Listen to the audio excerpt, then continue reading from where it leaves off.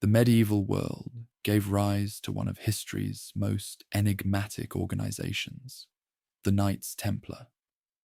Born from the tumultuous aftermath of the First Crusade, this military order began as a small band of knights dedicated to protecting pilgrims on the dangerous roads to Jerusalem. Their evolution from humble protectors to an unprecedented power that influenced kings and popes represents one of the most remarkable institutional transformations of the Middle Ages. These warrior monks operated with remarkable autonomy, answering directly to the Pope and transcending traditional feudal obligations. Their distinctive white mantles with red crosses became symbols recognized across Europe and the Middle East, inspiring both reverence and fear. Within decades, they developed from a small protective brotherhood into a sophisticated organization, combining military excellence with revolutionary financial practices. The history of this order spans nearly 2 centuries, from 1119 to 1312 AD, intersecting with the Crusades, the development of early banking systems, and the shifting power dynamics between medieval Europe and the Islamic world. Their dramatic suppression, culminating in accusations of heresy, secret trials, and public executions, stands as one of history's most notorious cases of political conspiracy. What makes the Templars' story particularly compelling is how it embodies the contradictions of medieval Christianity.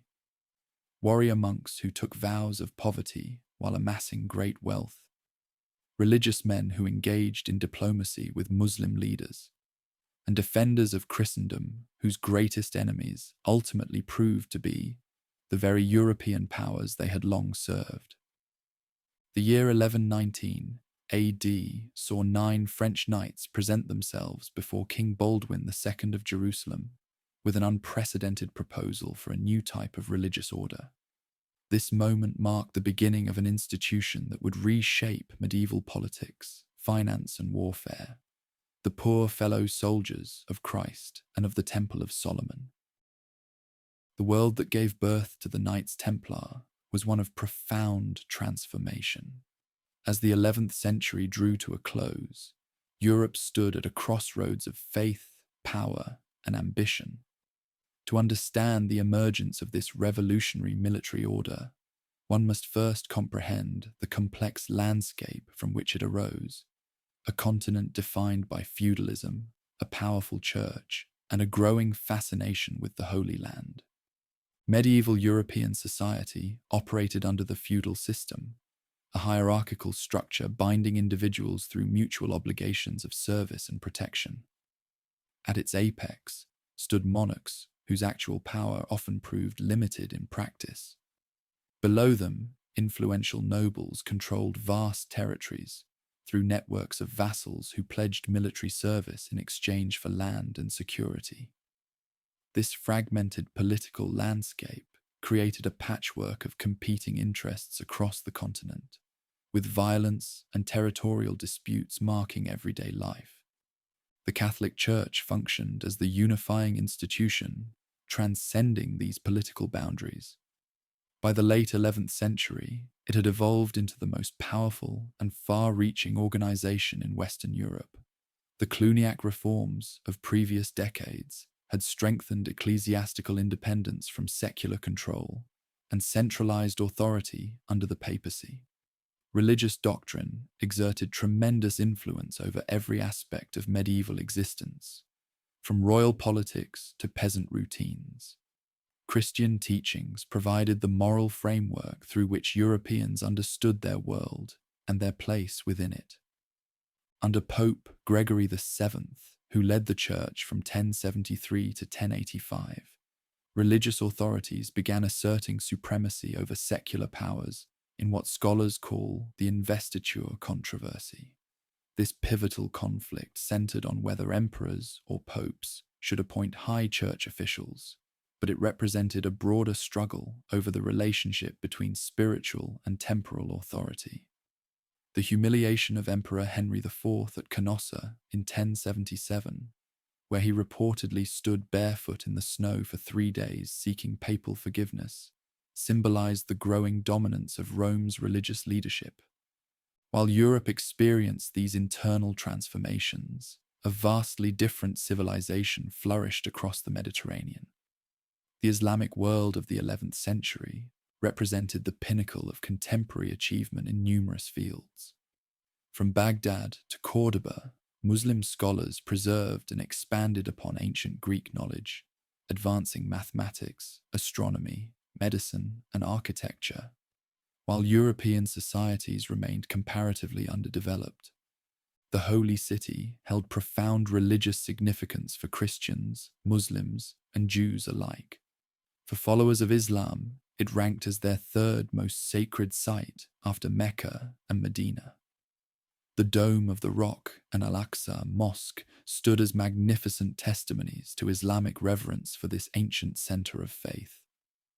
Since the 7th century conquest by Caliph Umar, successive Muslim rulers had generally permitted Christian pilgrims access to sacred locations, though conditions varied under different administrations. By the mid-11th century, control of the Holy Land had passed to the Fatimid Caliphate of Egypt. However, regional stability deteriorated as the Seljuk Turks, recent converts to Islam, expanded their territory through military conquest. Their victory over Byzantine forces at Manzikert in 1071 dealt a devastating blow to the Eastern Roman Empire and dramatically altered the balance of power throughout the region. The Seljuk advance threatened established pilgrimage routes and intensified Western concern about access to sacred sites. For centuries, European Christians had undertaken arduous journeys to Palestine as acts of profound devotion. These pilgrimages represented both spiritual quests and forms of penance, with many believing that prayers offered at sacred locations provided special grace and forgiveness of sins. By the late 11th century, these religious journeys had grown increasingly perilous. Travelers faced not only natural hazards, disease, starvation, harsh weather, but also the constant threat of bandit attacks, particularly dangerous for vulnerable pilgrims carrying valuable offerings for holy shrines. Reports of mistreatment of Christian pilgrims, whether exaggerated or accurate, circulated throughout Europe. These accounts found a receptive audience in a continent already experiencing religious revival and heightened interest in expressions of piety. The concept of armed pilgrimage, combining devotional practice with military action, began to take shape in the European consciousness. Against this backdrop, Byzantine Emperor Alexios I Komnenos sent envoys to Pope Urban II, requesting military assistance against the Seljuk Turks. While primarily concerned with reclaiming lost Byzantine territory, this appeal provided the catalyst for a much larger movement. At the Council of Clermont in November 1095, the Pope delivered a speech that would alter the course of history. Urban's address masterfully blended religious fervor with political calculation. He called upon Christian warriors to cease fighting among themselves and instead direct their martial energies toward reclaiming the holy city. Deus vult, God wills it, became the rallying cry as thousands took up the cross, sewing it onto their garments as a symbol of their sacred vow to liberate Christ's birthplace. The pontiff offered significant spiritual incentives for participation, a plenary indulgence promising remission of all temporal punishment for sin. For medieval Christians deeply concerned with salvation, this spiritual reward provided powerful motivation. Additionally, the Eastern expedition offered second sons of nobility, those unlikely to inherit family estates, an opportunity for wealth, territory, and glory in distant lands. What followed was the First Crusade, an unprecedented military campaign beginning in 1096 that mobilized tens of thousands across Western Europe. After the disastrous People's Crusade, led by Peter the Hermit, ended in massacre, The main Crusader armies, comprised primarily of French and Norman knights, departed in August of that year. Against considerable odds, these forces captured Antioch in June 1098, after a grueling siege, and finally reached their ultimate destination in June 1099. The siege lasted just over a month before the walls were breached on July 15th, 1099. What followed remains one of the darkest chapters in Crusader history, a brutal massacre of Muslim and Jewish inhabitants that shocked even contemporary chroniclers. Raymond of Aguilera, an eyewitness, described Christian warriors wading ankle-deep in blood at the Temple Mount. While likely embellished, such accounts reflect the extreme violence that accompanied the conquest. With their objectives secured, the victorious forces established the Kingdom of Jerusalem and several other Crusader states collectively known as Outremer, the land beyond the sea. Godfrey of Bouillon became the first ruler of the newly won territory, taking the humble title Defender of the Holy Sepulchre rather than king. After his death in 1100, his brother Baldwin I accepted the crown, beginning a dynasty that would govern the sacred city for nearly 9 decades. This remarkable victory, however, created substantial challenges. Most Crusaders returned to Europe after fulfilling their religious vows, leaving the newly established Christian states severely undermanned. The remaining European population, a minority ruling over a predominantly Muslim populace, controlled only major urban centers and strategic routes, not the surrounding countryside. Their survival depended on maintaining secure connections to Europe for reinforcements, supplies, and new settlers. This tenuous situation made travel between coastal ports and inland holy sites exceedingly hazardous. Local hostile forces continued to control much of the surrounding territory, while bandits specifically targeted religious travelers along these vulnerable pathways. Christian pilgrims, having already endured arduous journeys across land and sea, frequently became victims of violence before reaching their sacred destinations. It was amid these perilous conditions that a French knight named Hugues de Payens conceived a radical solution, a religious order dedicated specifically to armed protection of pilgrims.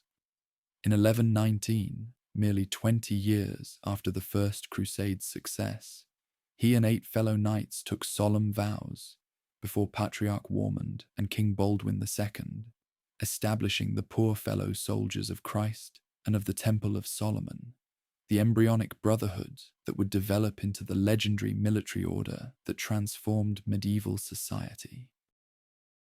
In the early years of the 12th century, as Christian pilgrims continued to face deadly perils on their journeys to sacred sites, Hugues de Payens emerged as a man of vision and determination. A French knight from Champagne with battle experience from the First Crusade, he recognized that the newly established Kingdom of Jerusalem faced a critical vulnerability: its inability to protect the faithful who traveled across its territories. Motivated by both religious devotion and practical concern, Hugues gathered 8 fellow knights who shared his vision. Historical records preserve some of their names: Godfrey de Saint-Omer, Payen de Montdidier, Archambault de Saint-Amand, André de Montbard, Geoffrey Bissol, and Gondomar. These men represented the flower of European knighthood, trained warriors who had mastered the arts of mounted combat and possessed considerable battlefield experience. What distinguished their enterprise from typical knightly endeavors was its spiritual dimension. In a solemn ceremony before King Baldwin II and Patriarch Warmond, these 9 knights took monastic vows of poverty, chastity, and obedience, an unprecedented combination of religious dedication and martial prowess. They pledged themselves to a mission unlike any previously conceived: armed protection of vulnerable pilgrims traveling the dangerous roads between the coastal port of Jaffa and the inland holy sites. Their timing proved fortunate. King Baldwin II recognized the potential value of such a dedicated protective force. The young kingdom faced constant threats from surrounding Muslim territories, and its limited military resources were stretched thin defending urban centers and strategic fortifications. A mobile force specifically tasked with securing travel routes addressed a critical need that royal forces could not adequately meet. In a gesture that would prove historically significant, Baldwin granted the nascent Brotherhood quarters on the Temple Mount, in a wing of his royal palace adjacent to the Al-Aqsa Mosque. This location held profound symbolic importance. Built upon the ruins of what Christians believed to be Solomon's Temple, it represented the spiritual heart of the Holy City. The knights adopted their name from this prestigious headquarters, the poor fellow soldiers of Christ and of the Temple of Solomon. The choice of the Temple Mount as their base carried multiple layers of meaning. In practical terms, it provided a strategic location from which to organize their patrols. Symbolically, it connected the order to biblical traditions of sacred guardianship.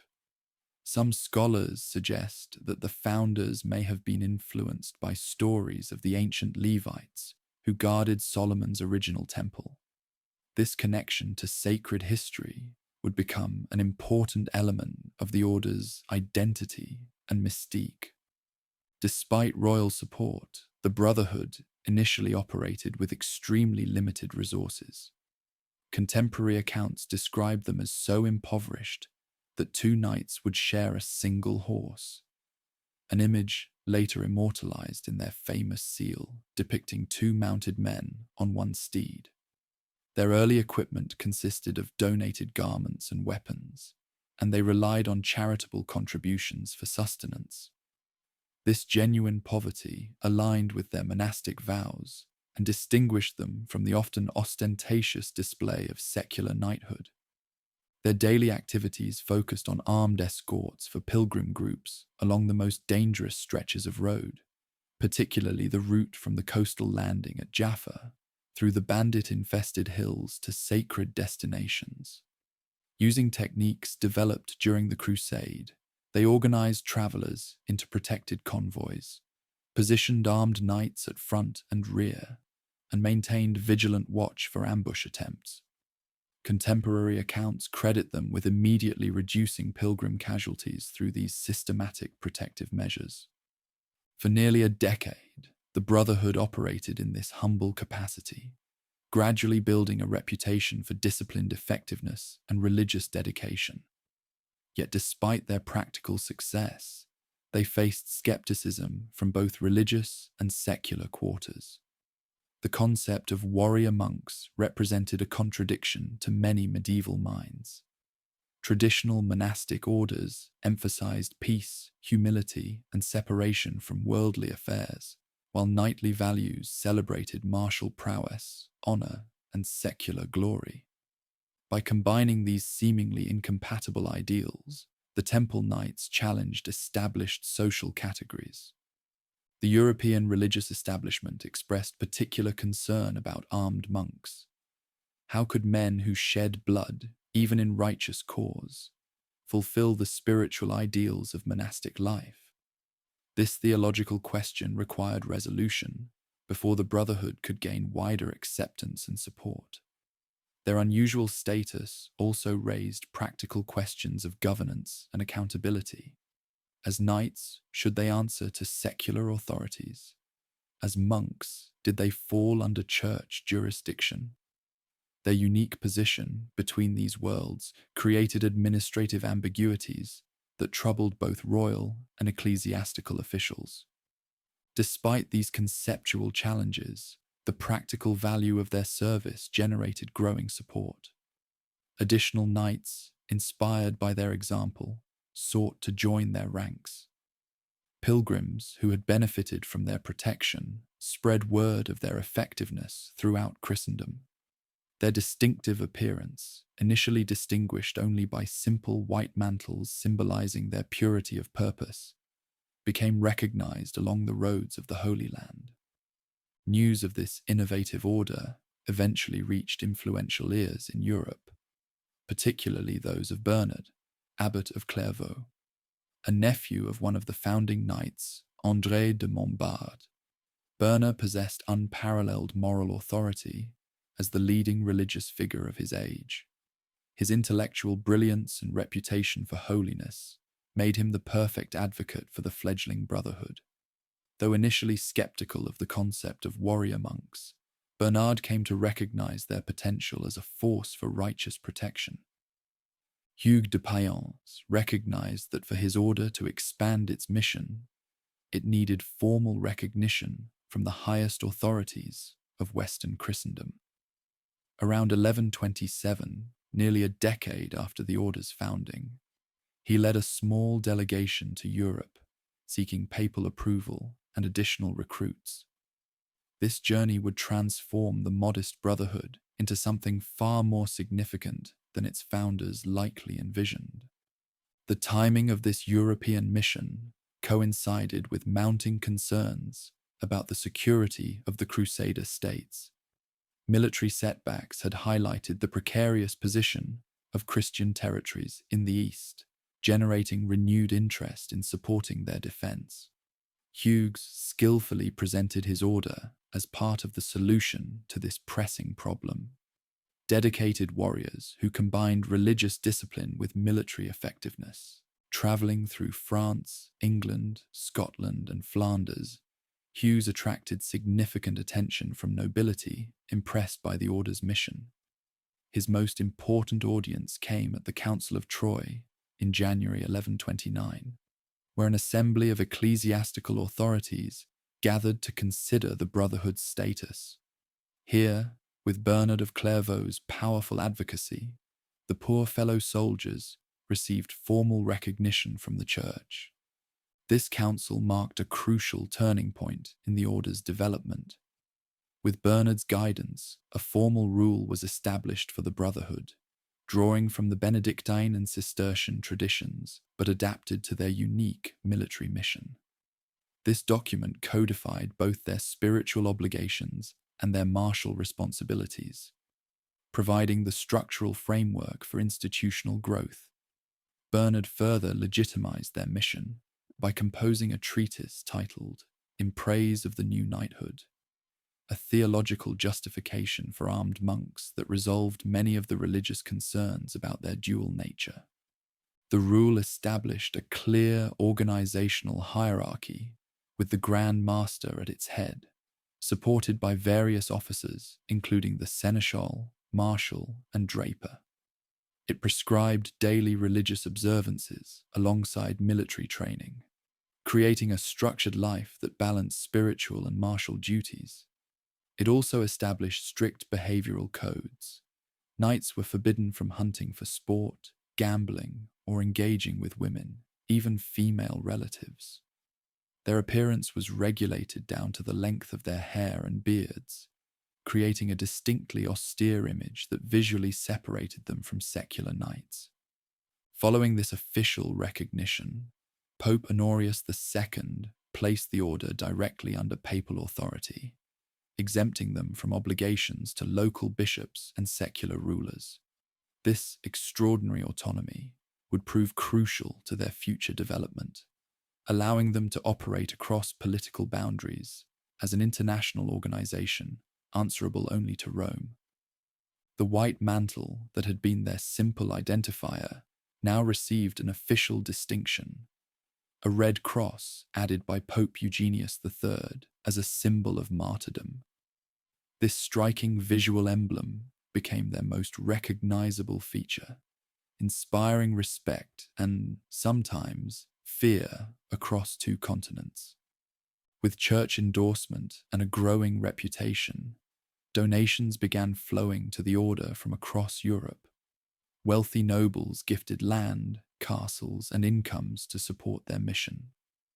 Young knights, particularly younger sons without inheritance prospects, sought membership in increasing numbers.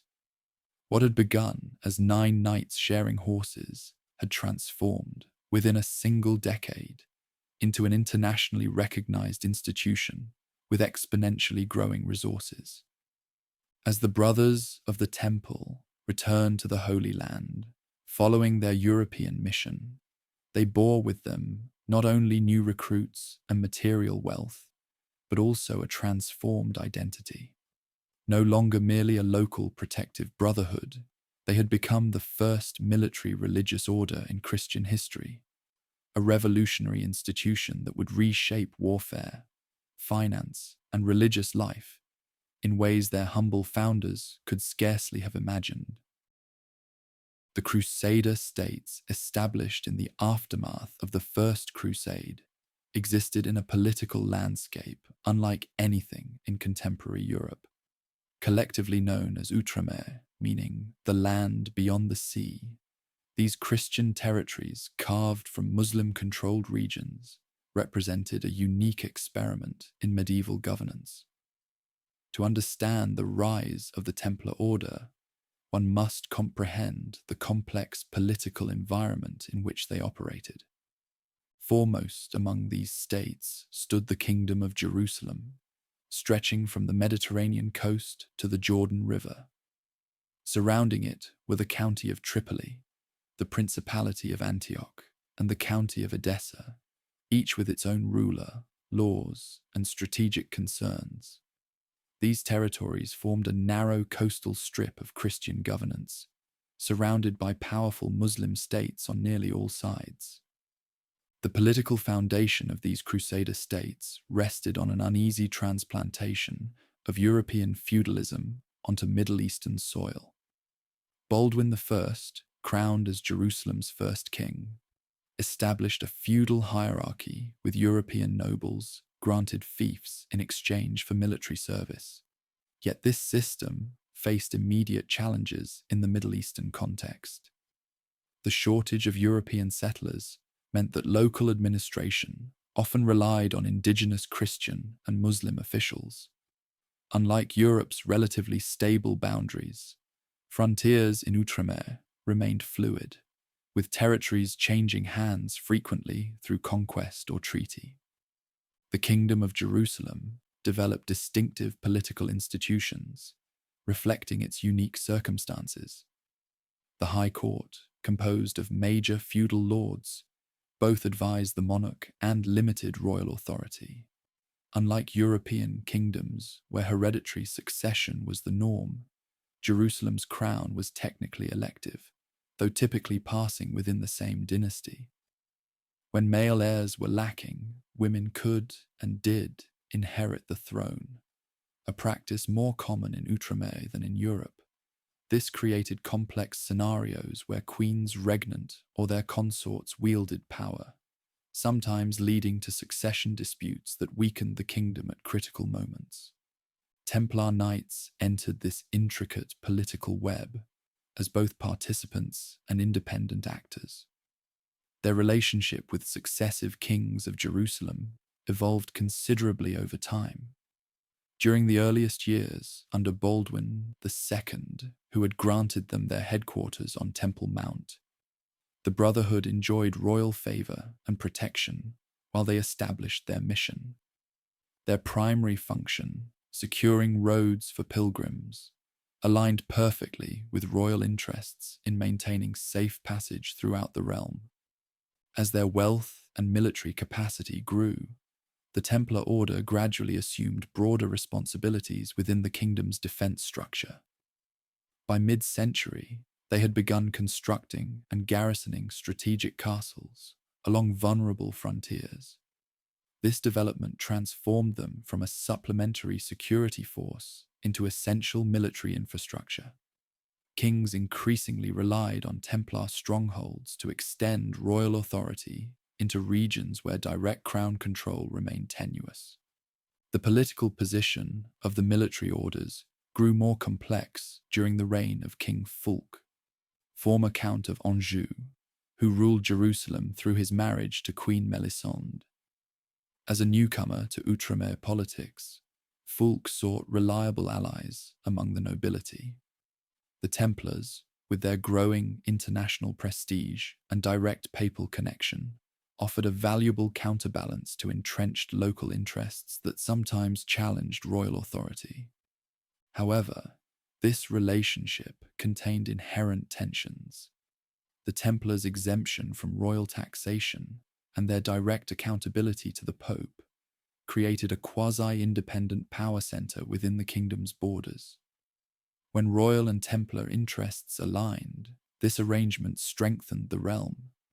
When they diverged, it created friction that undermined unified action against external threats. Beyond Jerusalem, the Brotherhood established political relationships throughout the other Crusader states. In the county of Tripoli, they received extensive land grants from Count Raymond II, including strategic mountain passes controlling access to the interior. In Antioch, they maintained a more cautious relationship with princes often entangled in Byzantine politics. Their presence in northernmost Edessa remained limited until that county's fall to Muslim forces, a catastrophe that highlighted the vulnerability of isolated Christian territories. The political complexity of Outremer extended beyond its internal Christian governance to relations with neighboring Muslim powers.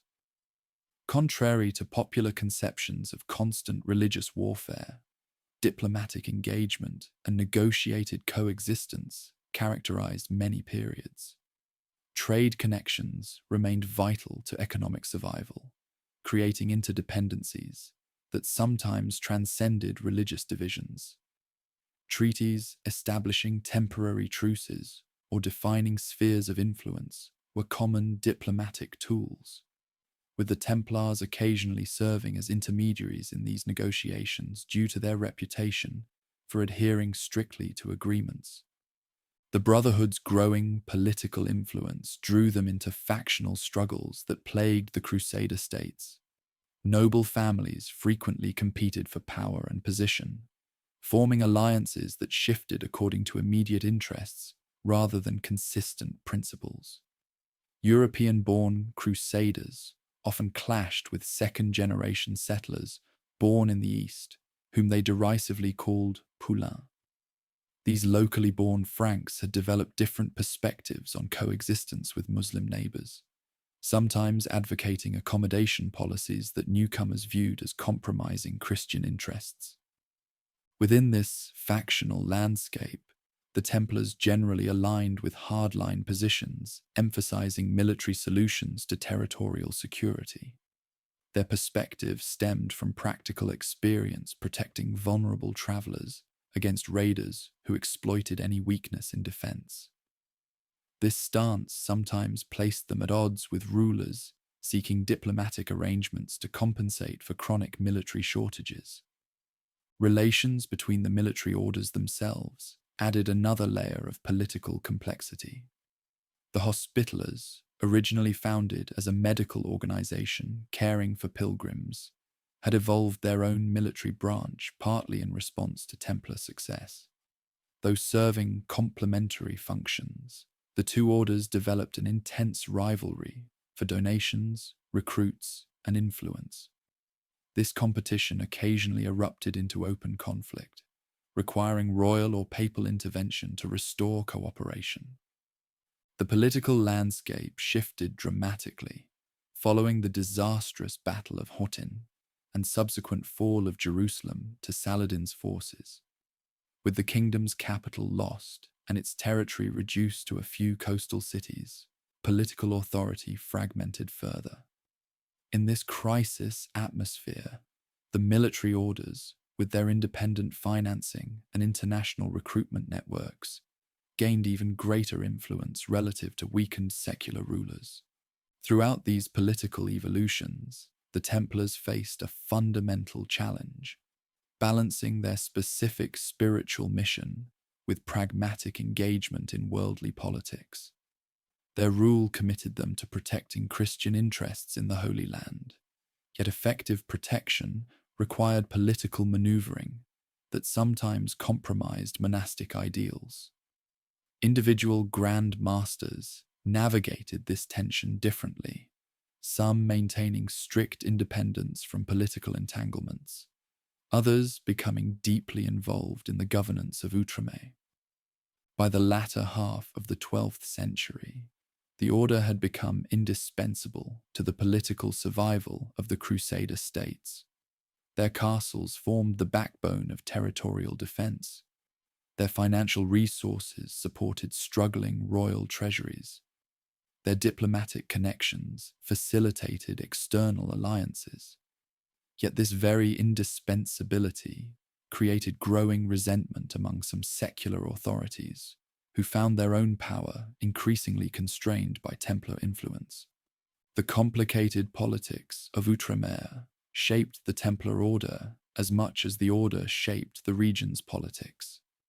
From humble beginnings as road guardians, they had evolved into sophisticated political actors, balancing multiple roles: military defenders, financial power brokers, and representatives of papal interests in the East. This political evolution laid the groundwork for their subsequent rise to international prominence, while also sowing seeds of the tensions that would eventually contribute to their downfall. The transformation of a small brotherhood of protective knights into a powerful international order required more than just papal recognition. It demanded a comprehensive framework governing every aspect of members' lives, from prayer schedules to battlefield conduct. This framework came in the form of the Templar rule, a remarkable document that blended monastic discipline with military necessity. The rule's creation at the Council of Troyes marked a watershed moment in the order's development. Bernard of Clairvaux, the most influential religious figure of his age, played a central role in its formulation. His treatise, in praise of the new knighthood, provided the theological foundation necessary for this revolutionary concept. In these writings, Bernard distinguished the Templars from secular knights, whom he criticized for vanity, ostentation, and fighting for personal glory.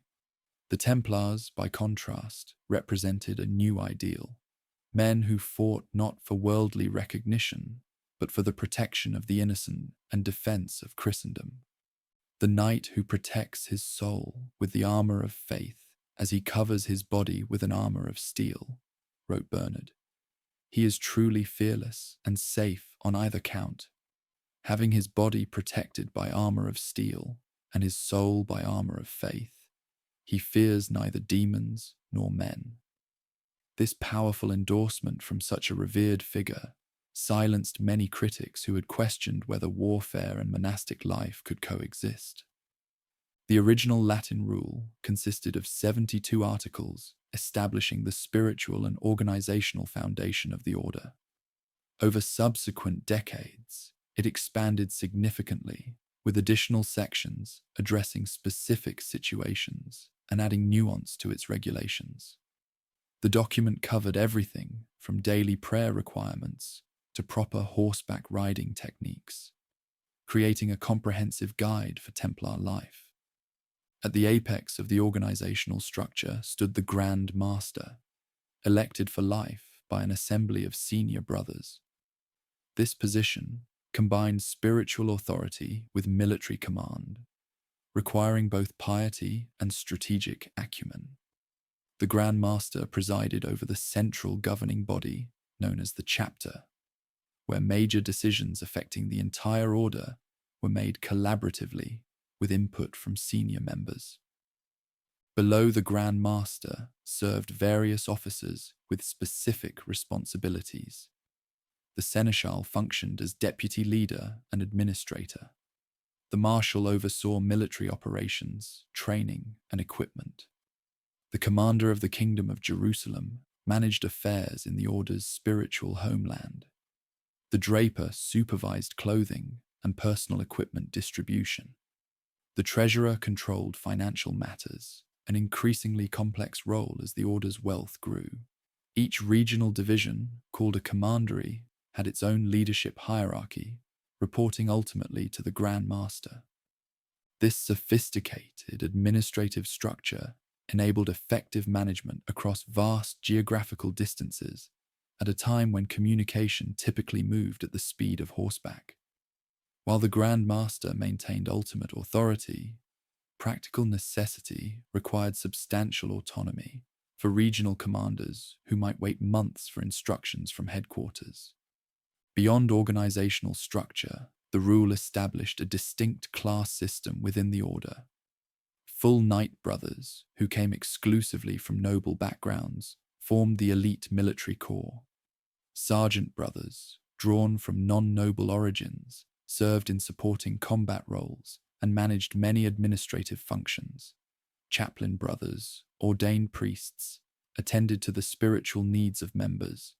Serving brothers handled essential services from blacksmithing to cooking. This hierarchical arrangement reflected medieval social divisions, while creating a functional system where each member understood his specific responsibilities.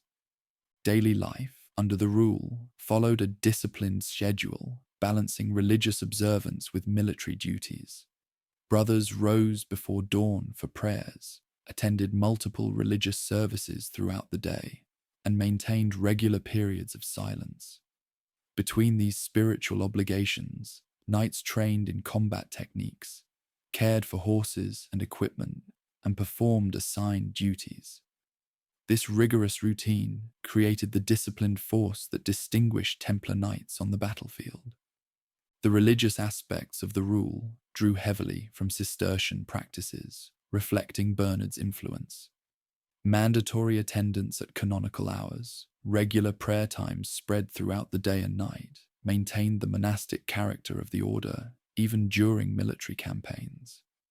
When separated from their communities by military duty, brothers were expected to replace missed services with recitations of the Lord's Prayer. Vows of personal poverty, chastity, and obedience formed the cornerstone of Templar spiritual life. Unlike traditional monks, however, the order itself could and did accumulate substantial wealth for its institutional mission. Individual members renounced all personal possessions upon joining. A knight could own neither money nor property, and received standardized clothing and equipment from the order's stores. Even receiving gifts without permission from superiors constituted a serious violation of the rule. The vow of chastity extended beyond sexual abstinence to encompass broader concepts of moral purity. Knights were forbidden from kissing any woman, including mothers and sisters. They could not be alone with females, share water for hand-washing with them, or even accept personal care from them when ill. These strict prohibitions aimed to eliminate temptations and maintain the Brotherhood's spiritual focus. Obedience constituted perhaps the most critical vow for a military order. On the battlefield, hesitation or independent action could prove fatal to an entire unit. The rule demanded immediate compliance with orders from superiors, creating the disciplined force that made Templar units exceptionally effective in combat. This absolute obedience extended to all aspects of daily life, with members surrendering personal autonomy for the collective mission. Diet, clothing, and personal appearance fell under strict regulation. Meals consisted primarily of vegetable dishes, with meat permitted only 3 times weekly. Brothers ate in silence while listening to scriptural readings, maintaining the contemplative atmosphere of traditional monasteries, even while preparing for warfare. The distinctive white mantle marked full knights, while sergeant brothers wore brown or black garments, all bearing the red cross after papal authorization of this symbol. Personal grooming requirements reflected both practical military considerations and spiritual symbolism. Regular haircuts prevented long hair from hampering vision in battle, while neatly trimmed beards distinguished the brothers from fashionable secular knights who often went clean-shaven. These regulations created a visually distinctive force immediately recognizable on medieval battlefields. Discipline within the order relied on a graduated system of penances for infractions.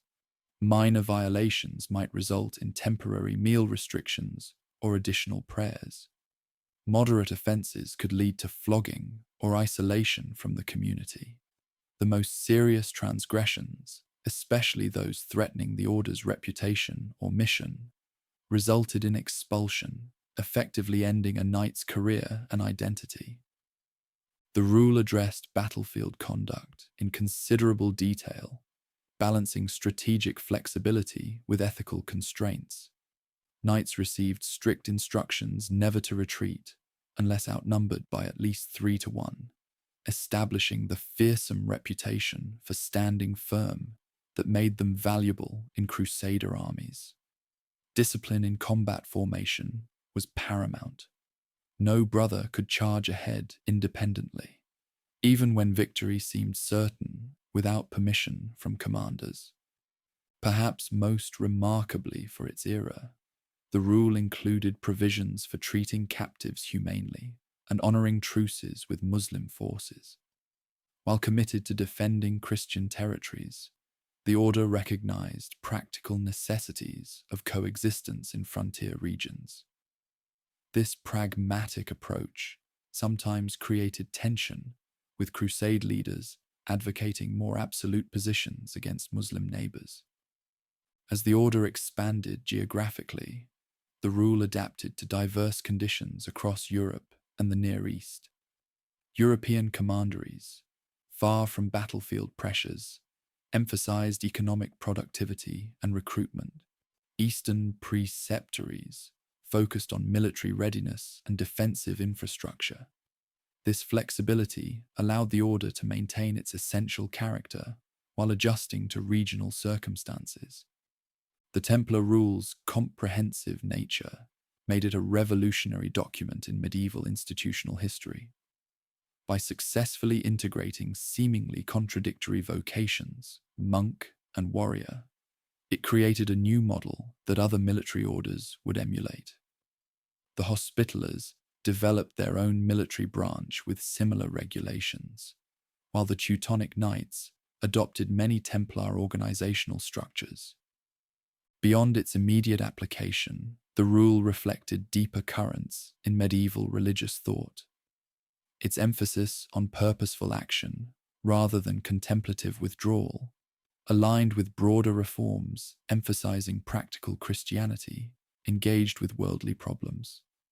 The Templar Knight, fighting for righteous cause rather than personal glory, embodied an ideal of sanctified violence that helped reconcile Christian teachings with the violent realities of medieval society. For nearly 2 centuries, this remarkable document guided one of history's most distinctive organizations. Its balance of spiritual discipline with military effectiveness created the foundation for the Templars' rise to unprecedented power and influence across medieval Europe and the Near East. Through careful regulation of every aspect of members' lives, the rule transformed individual knights into components of an institutional juggernaut that would reshape medieval history. Following their official recognition at the Council of Troyes, the Templar Order experienced a period of extraordinary expansion that transformed them from a small protective brotherhood into one of the most powerful institutions in medieval Europe. This remarkable ascent rested on several interconnected factors: strategic land acquisition, military innovation, royal patronage, and an organizational structure that transcended political boundaries. Throughout Europe, noble families competed to support the order with generous donations. Whether motivated by genuine religious devotion or seeking spiritual merit to offset worldly sins, lords across the continent gifted extensive properties to the Brotherhood. A typical charter from this period reads, "I, Count Raymond, grant to God and the Knights of the Temple, the castle of Barbera, with all its lands and rights, for the salvation of my soul and those of my parents." Thousands of similar bequests accumulated rapidly, creating a vast network of Templar holdings stretching from Scotland to the Mediterranean. These properties took various forms, reflecting the diverse economies of medieval Europe.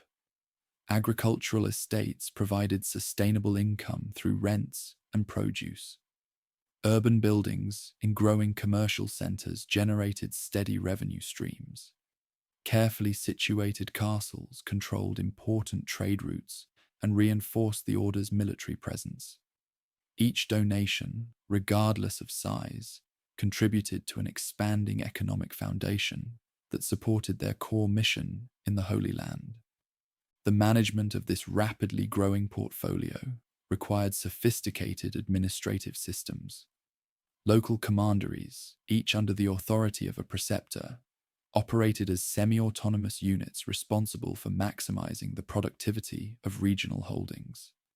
A percentage of all revenues flowed eastward to support frontier operations, creating a continuous transfer of European resources to Outremer. This financial pipeline gave Templar forces in the east significant advantages over other Crusader contingents that relied on sporadic funding from distant patrons. While expanding territorially across Europe, the Order simultaneously established their iconic headquarters in Paris, the Temple. This fortified complex near the current site of Place de la République served as their administrative center for Western operations. Its massive stone tower contained the Order's treasury, archives, and central banking operations. Kings and nobles deposited valuables in its secure vaults, recognizing the superior protection offered by this heavily guarded complex.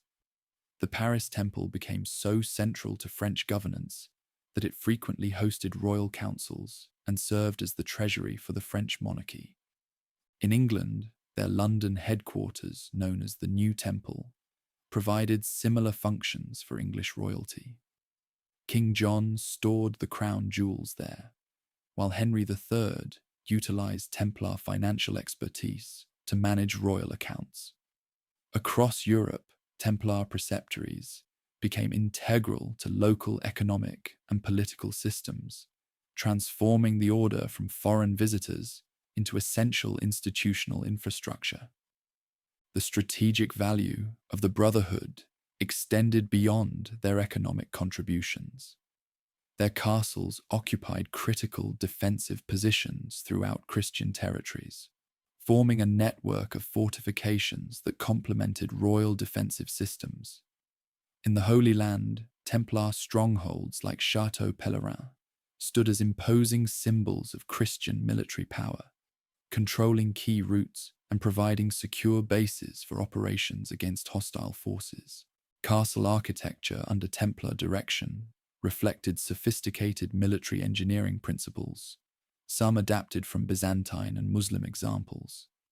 Concentric defensive rings, carefully designed killing zones, and arrow slits positioned for maximum coverage demonstrated their practical approach to defensive design. Their fortresses pioneered innovations like bent entranceways that prevented battering rams from building momentum and murder holes, allowing defenders to attack enemies who breached the outer defenses. Regional differences in castle construction illustrated the Order's adaptability to varied environments. In desert regions, water conservation, features like massive cisterns, received primary emphasis. Mountain castles incorporated natural terrain into their defensive systems. Coastal fortifications included facilities for naval support. This pragmatic approach to military architecture, emphasizing function over display, typified the Templar methodology in all operational aspects. The Brotherhood's military effectiveness stemmed not only from their fortifications, but also from innovative battlefield tactics. Regular training created disciplined units capable of complex maneuvers rarely achieved by feudal levies. Templars pioneered the use of standardized commands and signals, allowing rapid response to changing battlefield conditions. The Order maintained strict formation discipline, with knights forbidden from breaking ranks to pursue individual glory, a common weakness in other Crusader forces. Their distinctive fighting approach reflected a pragmatic appreciation for Middle Eastern battlefield realities. Heavy European cavalry tactics required adaptation to the lighter, more mobile forces of their adversaries.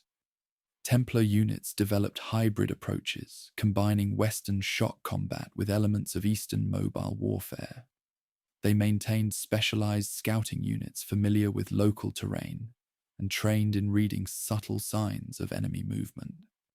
Unlike many European commanders who dismissed Muslim tactics as dishonorable, Templar leaders studied and adapted effective enemy techniques when advantageous.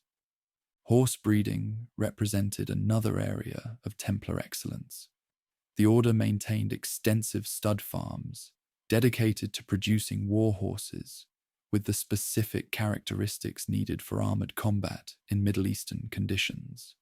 These animals required not just size and strength, but also heat tolerance and sustainable endurance. Templars crossbred European destriers with Arabian stock, creating mounts particularly suited to their operational environment. Their expertise became so renowned that European nobles sought Templar advice on improving their own breeding programs. The Second Crusade offered the first major opportunity for Templars to demonstrate their expanding capabilities. When European armies under Louis VII of France and Conrad III of Germany marched east, Templar contingents provided critical support services. Their knowledge of local conditions, superior logistics, and disciplined forces stood in stark contrast to the disorganized main Crusader armies. After the Crusades' failure, many blamed poor planning and leadership rather than Templar contributions, enhancing rather than diminishing the order's reputation. Throughout subsequent decades, the Brotherhood continued expanding their military involvement in defending the Crusader states. By the mid-12th century, they had grown from auxiliary escorts into an essential component of frontline defense. Their role in the Battle of Montgisard, where a significantly outnumbered Crusader force defeated Saladin's army, cemented their reputation for battlefield effectiveness. Contemporary chroniclers credited Templar discipline with maintaining formation cohesion at critical moments during this improbable victory. Their military evolution reflected the influential leadership of successive grandmasters, particularly André de Montbard, the fifth to hold this office. Uncle to Bernard of Clairvaux and one of the order's founding knights, André combined spiritual authority with practical military experience. During his leadership, the Brotherhood refined their distinctive combination of monastic discipline and martial effectiveness. His personal connections to prominent European nobles facilitated donations that significantly expanded their resource base. Under his guidance, the order developed standardized training methods that transformed recruits from diverse backgrounds into a cohesive fighting force. Unlike haphazard training typical in feudal armies, Templar knights underwent systematic preparation, emphasizing specific skills required for their unique mission. Combat techniques, horsemanship, and formation maneuvers received equal emphasis alongside spiritual instruction, creating warriors whose battlefield discipline stemmed directly from religious commitment. While the Templars' military contributions received the most attention from contemporary chroniclers, their logistical innovations proved equally significant. The order developed sophisticated supply systems maintaining secure routes between their Mediterranean ports and inland garrisons. They constructed specialized storage facilities for preserving food in desert heat and established relay stations ensuring fresh mounts for messengers carrying time-sensitive information. These unglamorous but essential capabilities allowed sustained operations in environments that regularly defeated other Crusader forces through attrition and supply failure.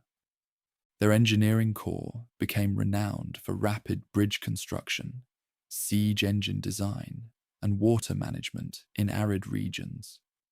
When Crusader armies required specialized equipment for particular campaigns, Templar workshops frequently provided both the expertise and materials.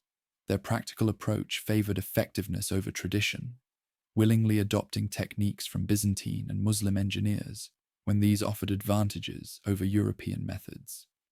By the latter half of the 12th century, the order had achieved unprecedented status within European society. Kings sought their military advice, nobles emulated their organizational methods, and commoners viewed them with a mixture of awe and mystique.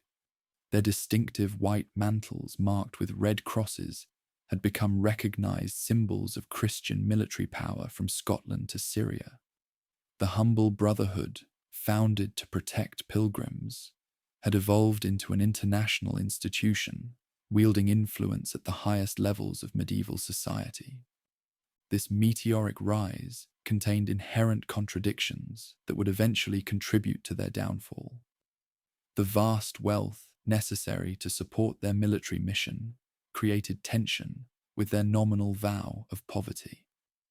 Their exemption from episcopal authority and direct accountability only to the Pope generated friction with local church hierarchies. Their international structure transcending political boundaries sometimes placed them at odds with emerging nation-states, increasingly assertive about sovereignty within their territories. Yet during their ascendant period, these contradictions remained manageable through careful diplomacy and the demonstrable value of their services. The order's pragmatic leadership generally maintained sufficient political awareness to navigate complex relationships with diverse patrons. Their strict internal discipline minimized scandals that might damage their reputation, while their ongoing military contributions in defense of Christendom justified their special privileges in the eyes of most contemporaries.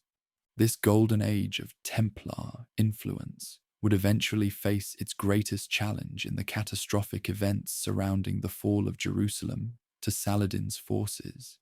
Yet even this disaster, which fundamentally altered the crusading enterprise, would initially reinforce rather than diminish the order's importance. As secular forces proved inadequate to the defense of the Holy Land, the disciplined, well-funded military orders emerged as the most reliable bulwark against Muslim reconquest, setting the stage for the next chapter in their remarkable institutional journey. While the image of armored knights on horseback dominates popular conceptions of the Templar order, their mastery of medieval warfare extended well beyond land battles. By the mid-12th century, the Brotherhood had developed a substantial maritime presence that fundamentally altered the balance of power in the Eastern Mediterranean. This naval dimension of Templar operations represented a strategic innovation as significant as their land-based military contributions. The geographical realities of the Crusader states necessitated maritime expertise. Christian territories in the Levant depended entirely on sea connections to Europe for reinforcements, supplies, and communication. Any interruption to these maritime lifelines threatened the very survival of Outremer. Muslim naval forces understood this vulnerability and frequently targeted Christian shipping, while pirates operated from countless hidden coves along the coastline, preying on merchant vessels and pilgrim transports alike. Recognizing these challenges, the Templar leadership made a strategic decision to develop their own naval capabilities. This expansion into maritime operations began modestly with the acquisition of several merchant vessels to transport supplies from Europe to their eastern commanderies. Initial ships served primarily logistical functions, carrying horses, weapons, and recruits to support land operations. However, the Brotherhood quickly recognized that effective logistics required protected sea lanes pushing them toward development of dedicated war galleys. The Templars established their primary naval base at the port of Acre, constructing specialized facilities for vessel maintenance and operation. Stone quays, shipyards, and warehouses formed an impressive complex that contemporary visitors described as rivaling facilities in major European ports. Additional maritime installations at Tyre, Jaffa, and several smaller harbours created a network of safe havens for Templar vessels patrolling the Levantine coast.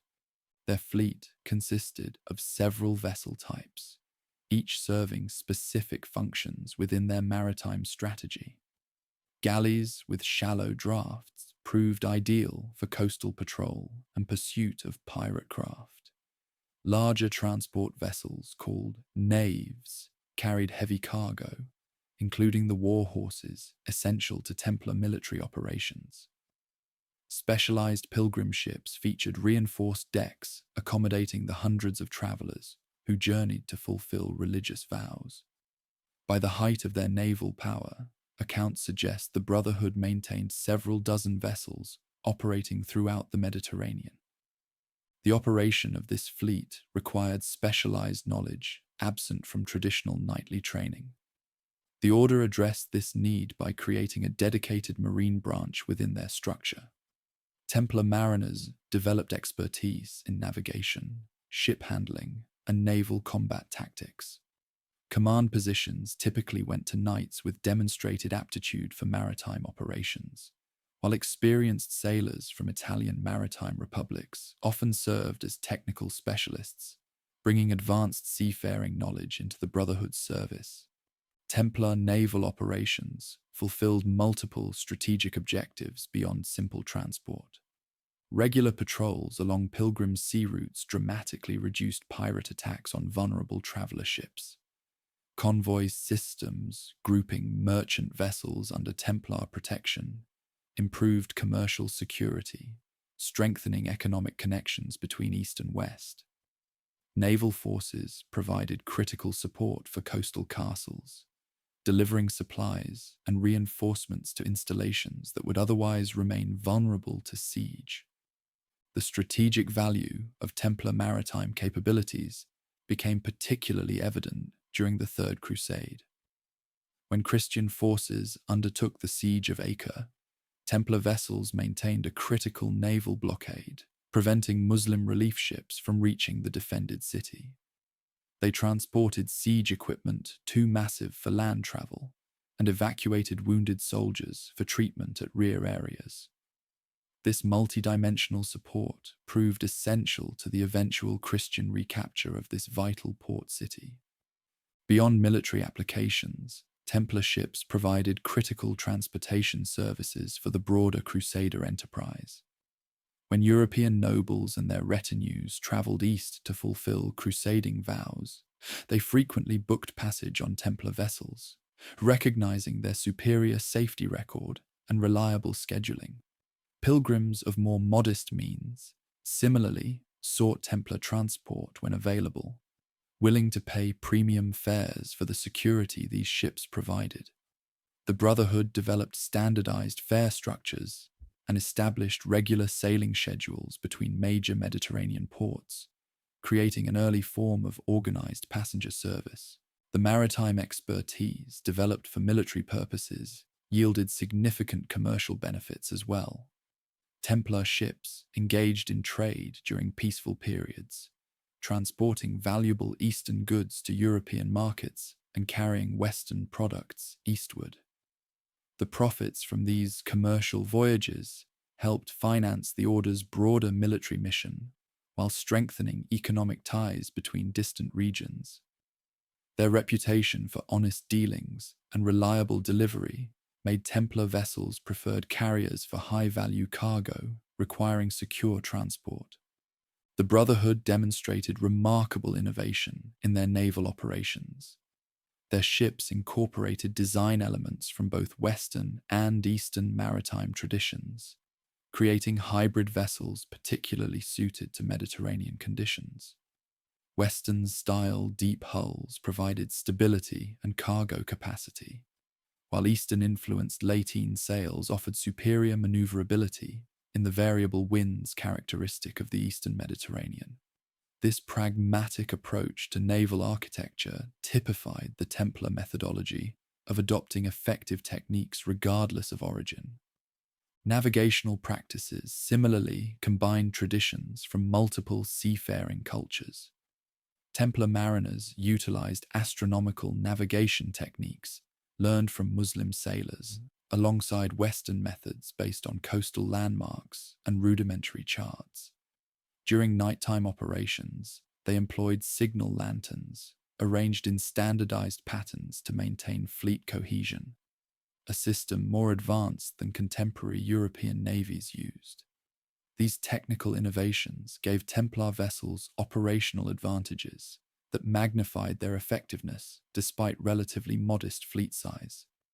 The naval dimension of Templar power significantly enhanced their political position within the Crusader states. Control over critical maritime routes gave them leverage in negotiations with secular authorities, perpetually concerned about communication with Europe.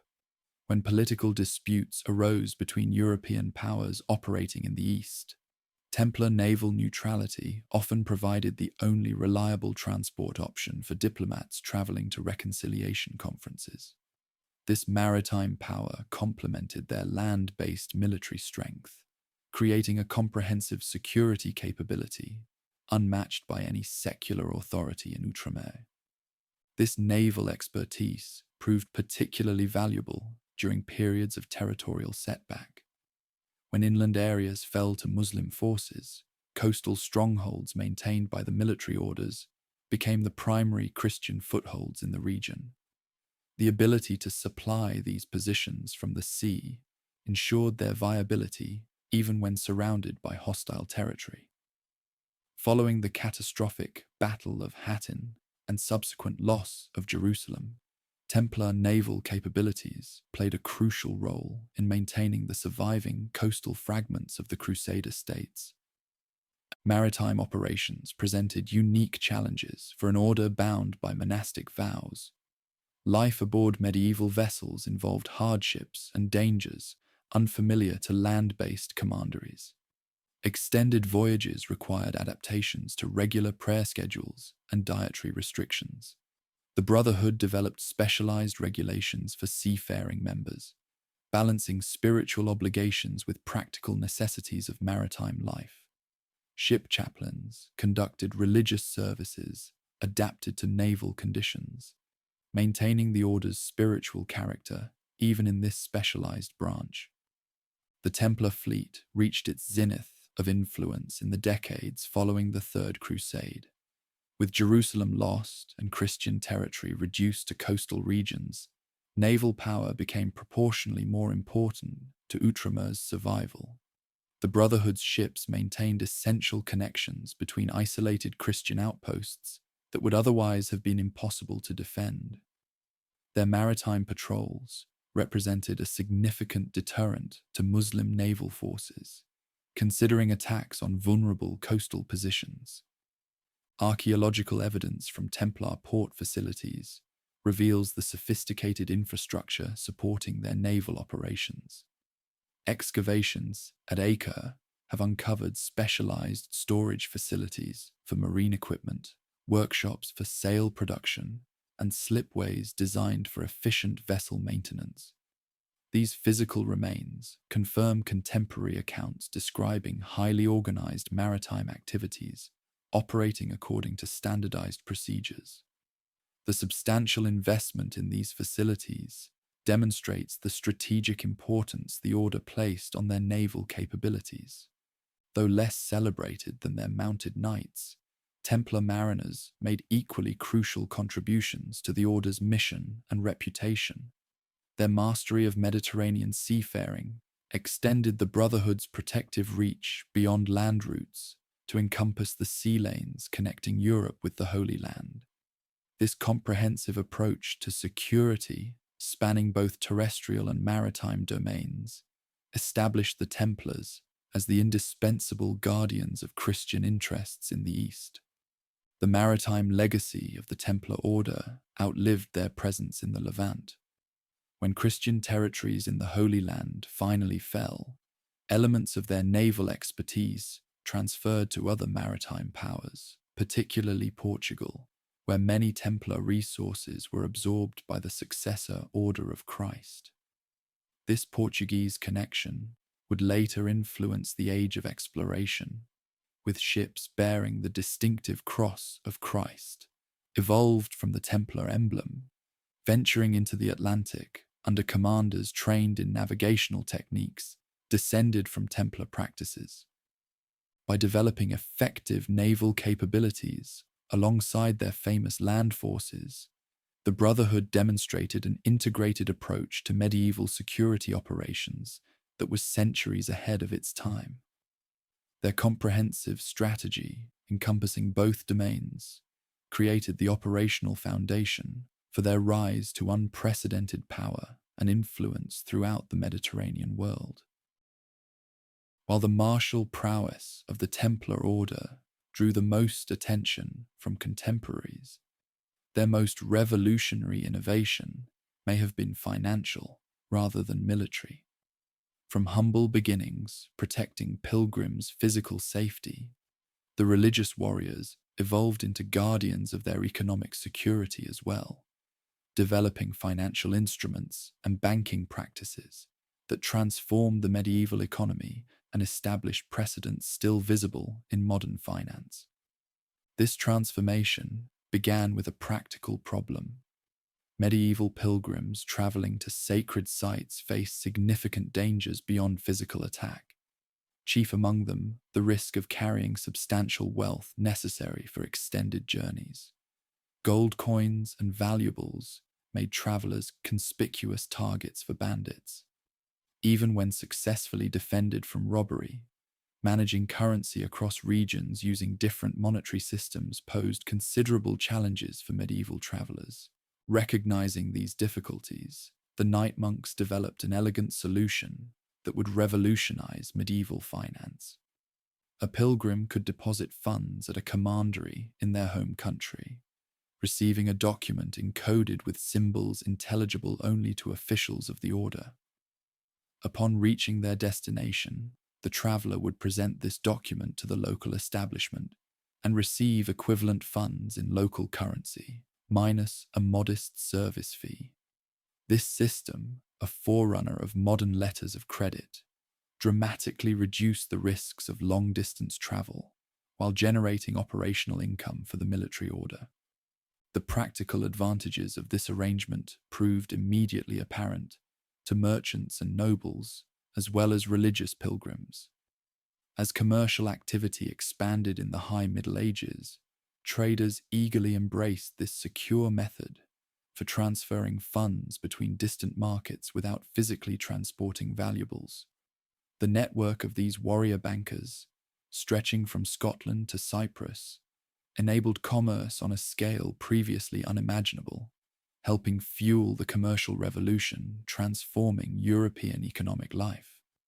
Royal houses quickly recognized the utility of such services for governmental operations.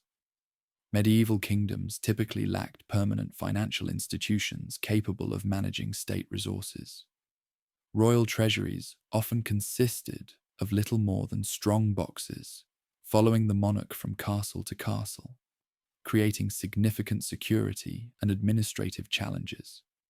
The International Brotherhood offered an attractive alternative: secure facilities managed by literate administrators with standardized accounting practices and international reach. King Louis VII of France became an early adopter of these services, following his participation in the Second Crusade, where he had witnessed the financial competence of these monastic knights firsthand. Upon returning to France, he appointed one of their members as royal treasurer and began storing crown funds in their Paris headquarters.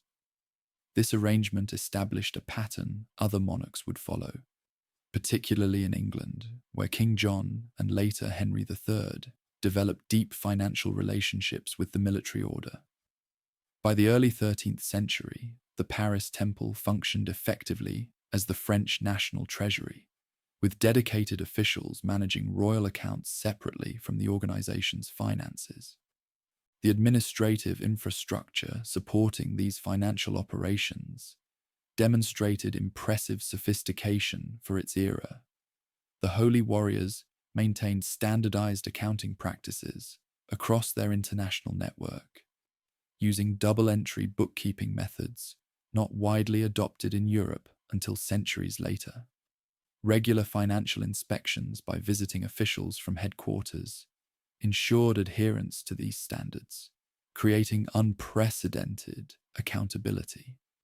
Their records distinguished clearly between organizational funds and client deposits, a concept of segregated accounts protecting customer assets that would later become fundamental to modern banking regulation. The financial expertise of these crusading bankers extended beyond simple deposit services to include functions recognizable as lending activities. While medieval church prohibitions against usury, charging interest, technically restricted lending practices, the order developed various arrangements that effectively provided credit while remaining within religious guidelines. Mortgage arrangements involving property transfers, exchange rate adjustments, and strategic fees all enabled capital deployment while avoiding direct interest charges forbidden to Christians. These credit facilities proved particularly valuable to European monarchs perpetually short of funds for military campaigns and governmental operations. When King Louis IX prepared for his crusade, substantial loans from the military brotherhood financed his expedition. Henry III of England repeatedly turned to their credit to address royal financial shortfalls. These high-profile lending relationships with ruling houses enhanced the order's political influence while generating income for their core missions. The physical infrastructure supporting these financial operations impressed contemporary observers. Major houses of the knightly order contained specialized treasury chambers with sophisticated security features. The Paris Temple featured a multi-story stone tower with walls several feet thick, accessible only through a single fortified entrance guarded day and night by the warrior monks. Within these secured spaces, iron-bound chests organized by region contained precisely documented valuables and financial records. These physical facilities represented the most secure storage available in medieval Europe, attracting deposits from those seeking unmatched protection for their wealth. Beyond physical security, this financial network offered additional advantages. Their literate membership maintained meticulous records in an age when literacy remained uncommon. Their international structure facilitated transfers between regions using different currencies and financial systems. Their religious status provided moral assurance of honest dealing, absent from secular financial operators. These combined benefits made their services attractive even to Jewish and Muslim merchants otherwise suspicious of Christian institutions. The scale of their financial operations grew to remarkable proportions. When French officials later seized the Paris headquarters, they required weeks to inventory its contents, discovering substantial deposits from nobles, merchants, religious institutions, and foreign dignitaries alongside royal treasures. Archaeological excavations of sites used by the order have unearthed specialized scales for precise coin weighing, seal matrices for document authentication, and accounting tokens used for complex calculations, physical evidence of sophisticated financial operations. The banking functions of these warrior monks extended to estate management services that would today be considered trust and investment activities. Crusading nobles departing for extended periods often placed their entire estates under the administration of this trusted order. The Knight brothers would manage agricultural properties, collect rents, resolve tenant disputes, and deliver revenues either to the owner's destination in the east or to designated family members remaining in Europe. These comprehensive services required considerable administrative sophistication, including legal expertise regarding property rights in various jurisdictions. Their financial operations generated substantial criticism alongside their popularity. Religious traditionalists questioned whether such worldly financial entanglements befitted a monastic organization dedicated to spiritual warfare. Secular moneylenders resented competition from an institution exempt from taxation and many commercial regulations. Jewish financial operators, previously dominant in European credit markets, found their traditional role increasingly constrained as Christian rulers turned preferentially to the services offered by these Christian bankers. The military order defended their financial activities as necessary extensions of their protective mission. Just as their swords guarded pilgrims' physical safety, their financial instruments protected travelers' economic welfare. Revenues generated through financial services supported their military operations defending Christian territories in the East. This pragmatic justification satisfied most contemporary observers, though tensions between spiritual ideals and commercial operations created ongoing internal debates within the Brotherhood. The sophistication of the financial practices developed by these monastic knights raises intriguing historical questions about their origins. Some scholars suggest possible influences from Islamic financial systems encountered during the order's Eastern operations. Muslim merchants had developed various credit instruments compatible with Islamic prohibitions against interest-bearing loans, creating potential models for adaptations by the Christian order. Byzantine practices may have provided additional influences, particularly regarding documentary forms used for commercial transactions. The Brotherhood's pragmatic approach to operational challenges made them receptive to adopting effective methods regardless of origin. Their financial innovations had particularly transformative effects on international trade. Before the banking services offered by these warrior monks, merchants conducting long-distance commerce faced daunting challenges converting currencies, securing funds during transit, and establishing credit in distant markets. The Order's international network dramatically reduced these barriers, enabling commercial operations across previously prohibitive distances. This facilitation of trade contributed significantly to the commercial revival transforming European economic life during the High Middle Ages. The financial system developed by the military brotherhood reached its zenith during the latter 13th century, when they operated what amounted to an international banking network spanning much of the known Christian world. From England to Cyprus, from Scandinavia to Sicily, their commanderies provided standardized financial services to clients ranging from humble pilgrims to crowned heads of state. This financial infrastructure represented an institutional achievement unprecedented in medieval Europe, and unmatched until the rise of Italian banking houses centuries later. The ultimate fate of this financial empire would become inextricably linked with the broader institutional collapse of the Knight monks. Their role as creditors to the French crown, particularly the substantial debts incurred by Philip IV, would contribute significantly to the motivations behind their suppression.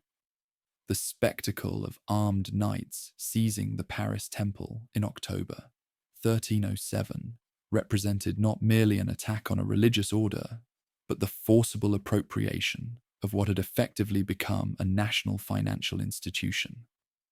The legacy of financial innovations by this military religious order long outlived the organization itself.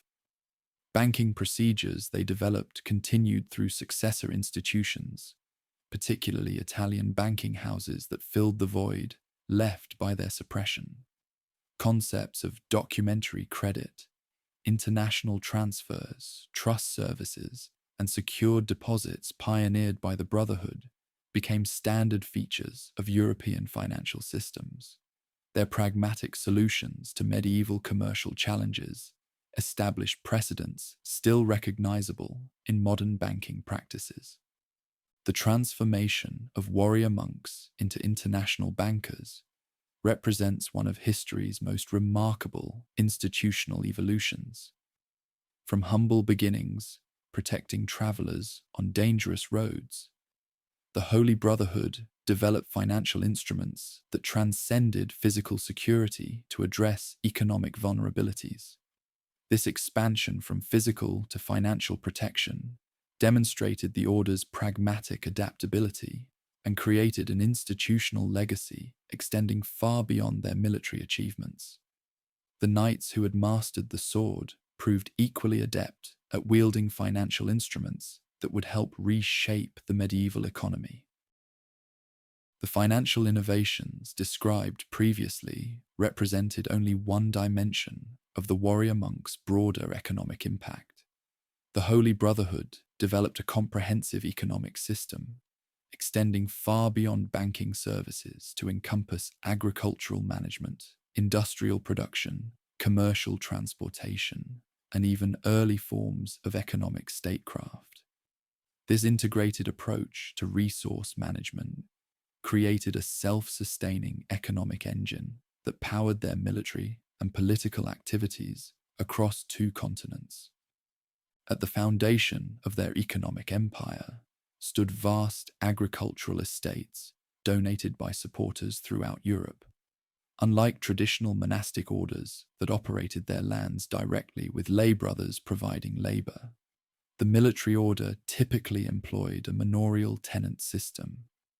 Local farmers worked the lands under standardized leases, specifying rents, service obligations, and production arrangements. This administrative approach minimized personnel requirements while generating steady income through cash rents, crop shares, and service commutations. Their agricultural operations reflected sophisticated understanding of productive efficiency. Estates managed by the night monks pioneered crop rotation systems maximizing soil fertility. Their water management infrastructure, irrigation channels in Mediterranean regions, drainage systems in Northern Europe, increased productive capacity of their lands. Careful forest management ensured sustainable timber supplies for construction and shipbuilding. These systematic approaches to resource stewardship yielded agricultural productivity exceeding typical medieval levels. Livestock management represented another area of expertise for the Crusading Brotherhood. The order maintained extensive sheep flocks throughout their European territories, producing wool that entered international commercial networks.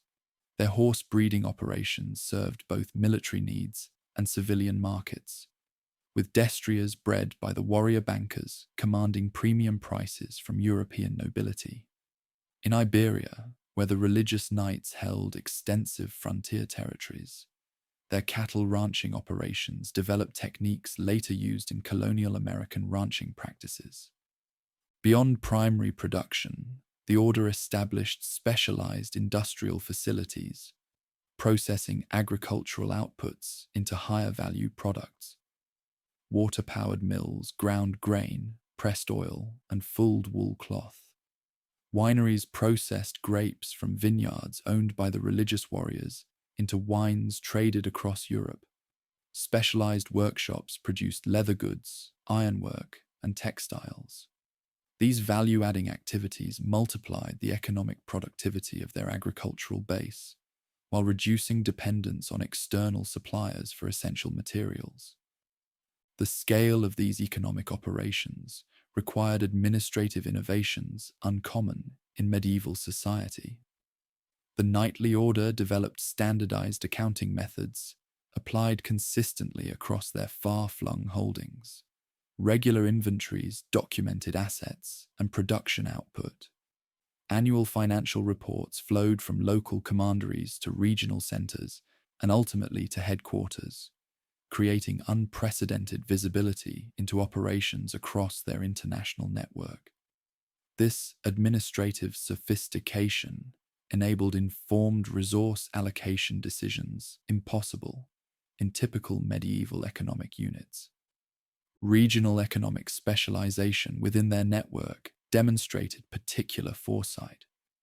Recognizing varying comparative advantages, administrators from the Holy Brotherhood encouraged production of goods best suited to local conditions: wool from English estates, olive oil from Mediterranean properties, grain from Central European lands, and timber from mountain regions, all entered their internal distribution system, linking complementary production zones.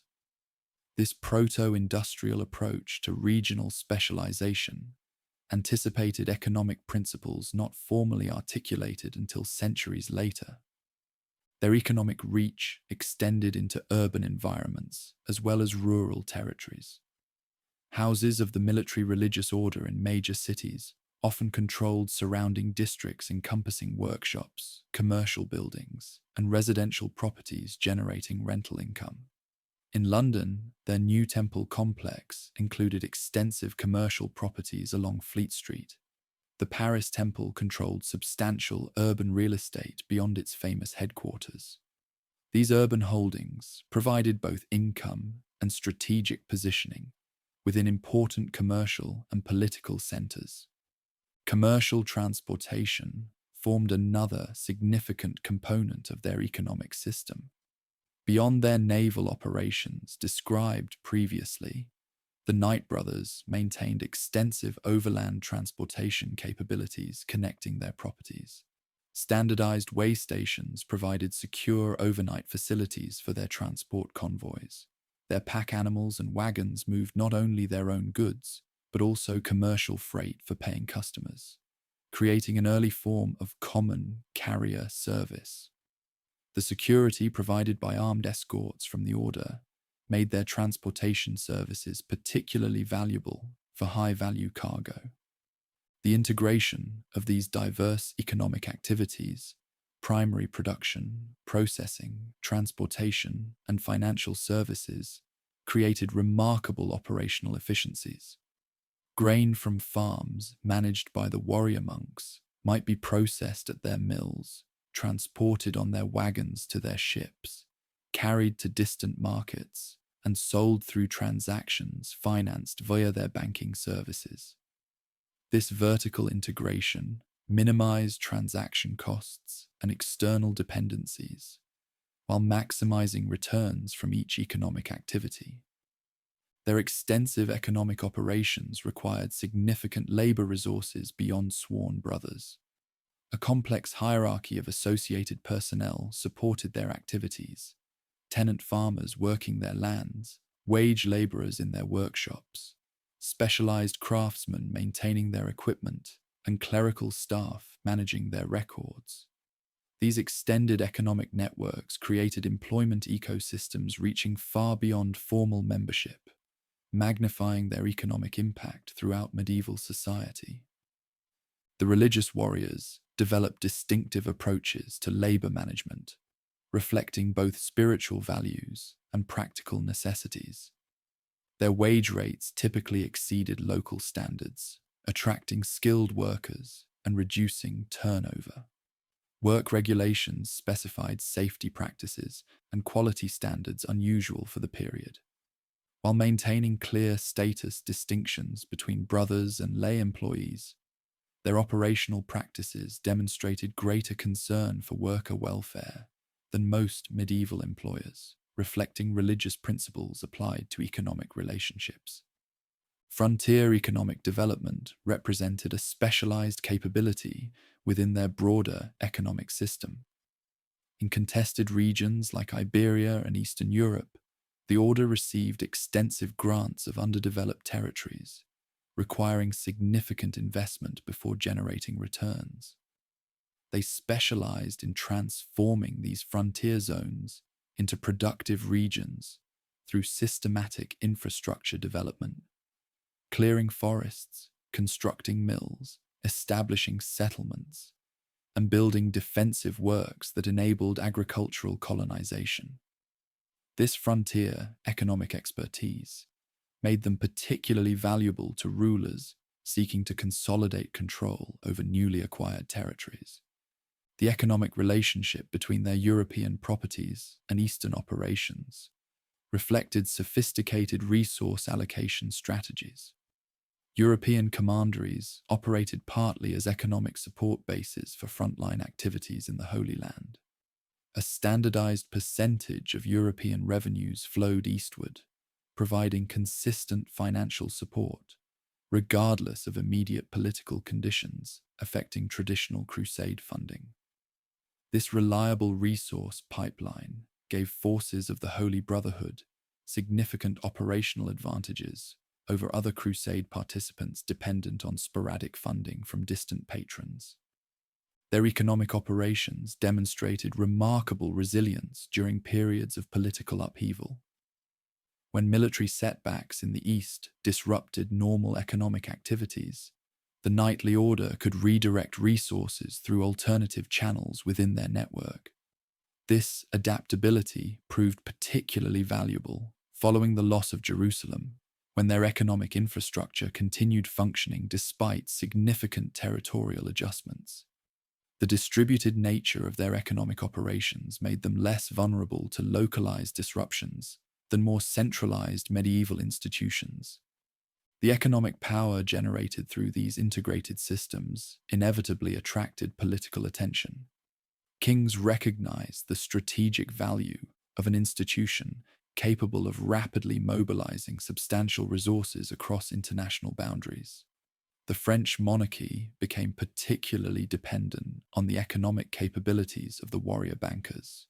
Using their administrative systems to collect taxes, their facilities to store royal valuables, and their financial expertise to manage crown finances. This economic entanglement with secular governance created political vulnerabilities that would eventually contribute to their downfall. Documentary evidence reveals sophisticated understanding of monetary principles unusual for their era. Financial administrators of the Brotherhood demonstrated clear comprehension of exchange rate mechanisms, depreciation effects, and capital preservation strategies. Their international operations familiarized them with diverse currency systems and their relative stabilities. This practical monetary knowledge informed their treasury management practices and client advice regarding value preservation during periods of currency manipulation by royal authorities. Archaeological investigations of sites used by the military order have uncovered physical evidence of their economic sophistication. Excavated storage facilities reveal standardized inventory management systems. Workshop remains show production line arrangements maximizing efficiency. Agricultural installations demonstrate water management technologies, increasing land productivity. These material remains confirm contemporary documentary evidence regarding their systematic approach to economic organization. The economic impact of their activities extended well beyond their own institutional boundaries. Regional markets developed around commercial centers established by the crusading knights. Transportation routes improved to accommodate their trading activities. Banking practices pioneered in their counting houses spread to secular commercial operations. Their economic innovations thus exercised influence far exceeding their direct operations, catalyzing broader economic development throughout medieval Europe.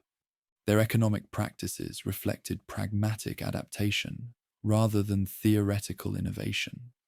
Administrators of the religious warriors showed little interest in economic philosophy, but great concern for practical effectiveness.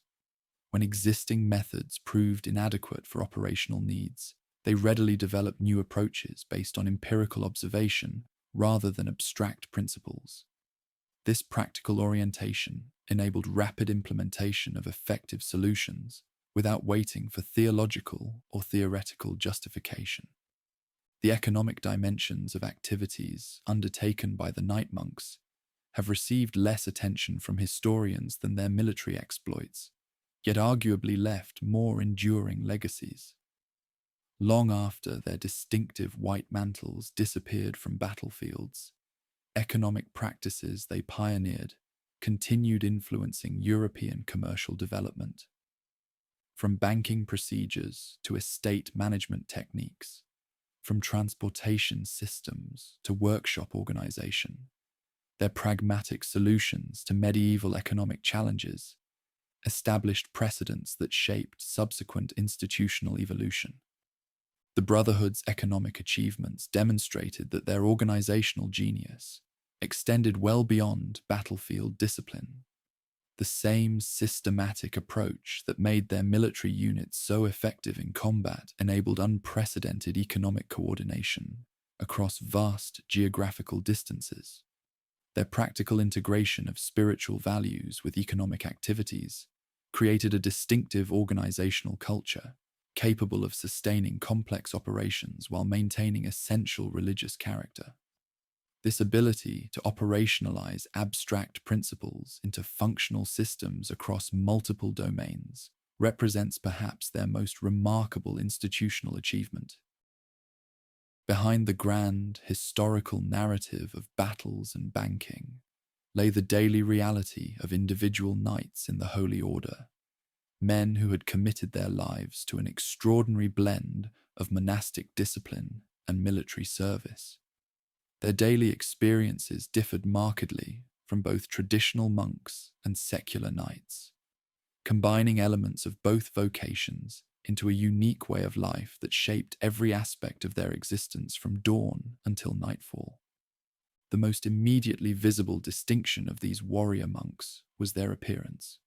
Full members wore the famous white mantle symbolizing purity, prominently marked with a red cross after papal authorization of this emblem early in their history. Beneath this iconic garment, their clothing remained simple and functional. Woolen tunics, linen undergarments, and sturdy leather boots designed for practicality rather than display. Unlike the colorful finery of secular knights with personalized heraldry, Brothers of the Order presented a uniform appearance, emphasizing collective identity over individual distinction. This uniformity extended to physical appearance as well. The rule precisely specified grooming standards: hair cut short to fit comfortably under helmets, beards neatly trimmed but never shaved completely in the style of secular fashion. These regulations served both practical military purposes and spiritual significance, visually separating brothers from worldly knights concerned with fashionable appearances. From a distance, an approaching group of the military religious brotherhood presented an instantly recognizable and somewhat intimidating uniformity of appearance. Daily life followed a rigorous schedule combining religious observances with military duties. Brothers rose before dawn at the sound of a bell calling them to matins, the first prayer office of the day. After these early prayers, they would attend Mass before breaking their night's fast with a simple morning meal. The remainder of morning hours typically focused on military training and equipment maintenance, with knights practicing formation riding, weapons handling, and battlefield communications. Midday brought the brothers back to their chapel for sext prayers, followed by the main meal of the day, eaten in the communal refectory. Dining in the order followed monastic traditions, modified for their martial requirements. Brothers ate in silence while listening to scriptural readings, seated according to rank along trestle tables. Unlike traditional monasteries with primarily vegetarian diets, the rule permitted meat 3 days weekly in recognition of the physical demands of military service. Portions remained moderate but adequate for maintaining physical strength. Afternoon activities varied based on location and specific assignments. Brothers stationed at frontier outposts might conduct reconnaissance patrols or escort travelers through dangerous territories. Those at major commanderies might oversee agricultural operations, train new recruits, or maintain defensive structures. Administrative duties occupied others, managing finances, corresponding with distant preceptories, or inventorying supplies.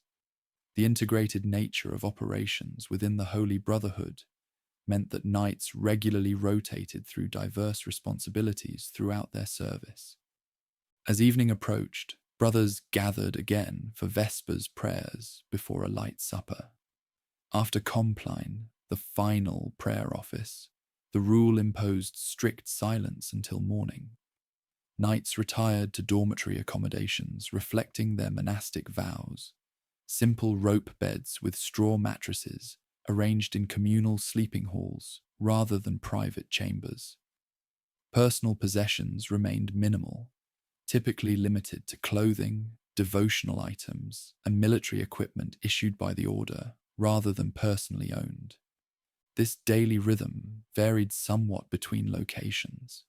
Brothers serving in the East faced different challenges than those stationed at European commanderies. Frontier outposts maintained heightened vigilance, with knights sleeping fully clothed and ready for immediate response to alarms. Coastal installations coordinated with naval operations, while agricultural preceptories aligned schedules with seasonal farming requirements. Despite these variations, the fundamental pattern of alternating prayer and service remained consistent throughout the territories held by the knightly order. The monastic dimension of life in the warrior brotherhood extended beyond scheduled prayers to encompass comprehensive spiritual practices. Personal devotions, regular confession, and spiritual guidance from chaplain brothers formed essential elements of daily experience. The rule encouraged silent contemplation during routine activities, transforming mundane tasks into opportunities for spiritual reflection. Even military training incorporated religious dimensions, with weapons practice preceded by prayers dedicating these martial skills to righteous defense rather than personal glory. Military training occupied a central place in daily activities, with techniques far more systematic than typical feudal practice. New recruits underwent standardized training, progressively building combat skills from basic horsemanship to complex unit maneuvers. Experienced knights regularly practiced formation riding, weapons handling, and tactical communications to maintain operational readiness. Unlike secular knights, who might train sporadically between hunting expeditions and court appearances, brothers of the military order engaged in daily martial practice as an integral part of their vocation. Equipment maintenance formed another regular component of daily responsibilities. The rules specified meticulous care for horses, weapons, and armor, not as personal property, but as sacred trust enabling their protective mission.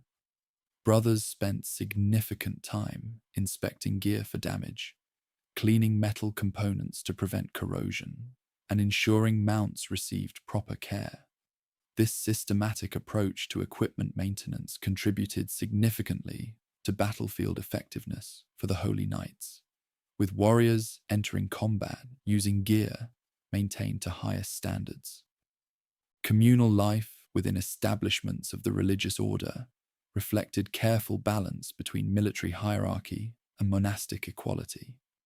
While clear rank distinctions organized operational activities, the rule established practices emphasizing spiritual brotherhood regardless of status. All members ate the same foods, wore similar clothing, differentiated primarily by rank indicators, and participated in identical prayer obligations. This balance created a distinctive community, combining disciplined chain of command for military effectiveness with spiritual equality before God. Communication within this community followed carefully structured patterns. During meals and after evening prayers, strict silence prevailed in accordance with monastic tradition. Working hours permitted necessary operational communication, but discouraged idle conversation. Chapter meetings provided formalized opportunities for addressing community concerns, with brothers speaking in turn according to rank and seniority. This controlled communication environment reduced conflicts while ensuring necessary coordination for complex operations. Interactions with the world beyond establishments of the military brotherhood followed similarly careful regulation. The rule restricted casual contacts with outsiders, particularly women, who were barred entirely from houses of the order. When external duties required interaction with secular society, brothers typically traveled in pairs to ensure mutual accountability. These restrictions, aimed at maintaining both moral discipline and operational security in an environment where the organization's growing wealth attracted constant attention. Entertainment and leisure, as understood in secular society, had little place in the life of these warrior monks. The rule explicitly prohibited hunting for sport, attendance at tournaments as spectators, and participation in secular celebrations.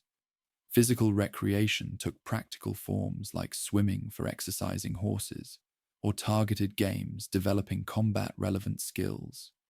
Leisure reading was limited to religious texts and operational materials, rather than popular chivalric literature enjoyed by secular knights.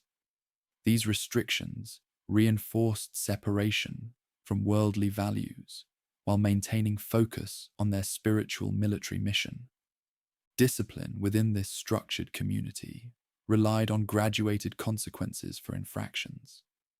Minor violations like speaking during designated silence or negligent equipment maintenance typically resulted in additional prayers or temporarily reduced food rations. More serious offenses such as insubordination or leaving an installation without permission might bring corporal punishment or periods of isolation. The most severe violations, particularly those threatening the order's reputation or mission, could result in expulsion, effectively ending a knight's career and identity. Personal accounts from brothers of the religious knighthood provide glimpses into the lived experience behind these formal structures. A letter from Brother Ferrand to his family describes the transition from secular knighthood. My days, which once passed in idle hunts and vain displays, now find purpose in prayer and protection of those unable to defend themselves. Though my bed is harder and my meals plainer, my soul finds rest unknown in my former life. Such testimonies suggest that for many brothers, the order's discipline provided meaningful structure rather than merely oppressive restriction. Daily experiences varied considerably based on assignment within the extensive operations of the Crusading Brotherhood. A brother responsible for escort duties along pilgrim routes might spend weeks traveling between secure houses, maintaining constant vigilance against ambush attempts. Another assigned to financial operations might spend his days managing complex transactions across multiple currencies. A knight stationed at a frontier castle might alternate between construction supervision, local diplomacy with neighboring communities, and periodic patrol duties. This operational diversity provided varied experiences within the consistent framework of discipline maintained by the Holy Order. The international character of the knight monks created another distinctive aspect of daily life: regular interaction with brothers from diverse European origins. A French knight might serve alongside Spanish, English, and German brothers, creating multilingual communities unusual for their era. While Latin provided a common language for religious observances and official communications, daily operations often required practical multilingualism. This international environment broadened perspectives beyond typical medieval experience, with brothers exchanging regional military techniques, administrative practices, and practical knowledge. Medical care represented another significant dimension of daily life in the military religious order. The Brotherhood maintained infirmaries staffed by brothers with medical training, providing care substantially better than typically available to secular knights. Preventive health practices received unusual emphasis, with regulations addressing hygiene, water quality, and appropriate clothing for different climates. These practical health measures contributed significantly to maintaining operational effectiveness in challenging environments, particularly in Eastern territories, where European forces often suffered from unfamiliar diseases. Seasonal rhythms introduced variations to this daily pattern. Major religious festivals like Easter and Christmas brought enhanced liturgical observances and rare feasting occasions permitted by the rule. Agricultural commanderies adjusted activities to accommodate planting and harvest seasons. Winter months in northern territories focused on indoor activities, including equipment repair, archival organization, and training sessions on specialized skills. These seasonal adaptations maintained productive activity throughout the year while respecting environmental limitations. The psychological dimensions of daily life for members of the Holy Brotherhood reveal perhaps the most distinctive aspects of their experience. Brothers lived with remarkable cognitive dissonance, following monastic schedules focused on spiritual peace while simultaneously training for violent combat. They maintained vows of personal poverty while collectively administering vast wealth.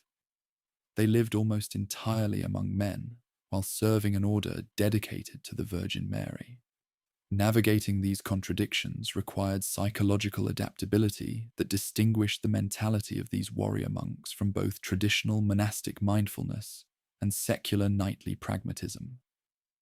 For new recruits, the transition to this distinctive lifestyle often proved challenging.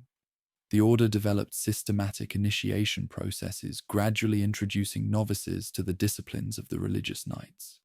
Senior brothers provided mentorship through early adjustments, offering guidance based on their own experience, integrating seemingly contradictory demands.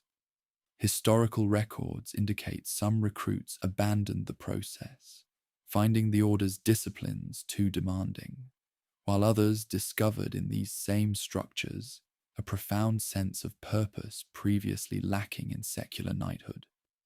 Throughout their history, the lived experience of individual knights in the warrior brotherhood remained remarkably consistent despite the order's institutional evolution. Whether serving during the humble early years or the height of the order's power, brothers followed essentially the same daily patterns established in their original rule. This consistency created intergenerational solidarity unusual in medieval institutions, with knights separated by decades experiencing fundamental kinship through shared daily practices. Even as the organization expanded into banking and territorial administration, the core experience of balancing prayer with protection remained the defining feature of daily life in the sacred brotherhood. This distinctive blend of monastic discipline and military service created a unique vocational identity, separate from either parent tradition. Neither quite monks nor conventional knights, brothers of the order occupied a third category, transcending traditional medieval social classifications. Their daily practices reflected this hybrid identity, combining contemplative silence with battlefield communication, ascetic simplicity with military effectiveness, personal humility with collective power. This daily reality, more than grand historical developments, defined what it truly meant to be a member of this extraordinary military religious order. The military contributions of the Templar order extended far beyond routine escort duties and castle defense. Throughout their history, these warrior monks participated in virtually every major campaign, to defend or expand Christian territories in the East. Their disciplined fighting methods, superior equipment, and unwavering courage made them invaluable assets in Crusader armies, otherwise characterized by inconsistent quality and divided leadership. From triumphant victories to catastrophic defeats, the Fighting Brothers featured prominently in the most significant engagements of the Crusader era. Their battlefield reputation developed rapidly following their early focus on road security. By the 1130s, just a decade after official recognition, contingents from the Holy Order began appearing in major field operations alongside royal forces.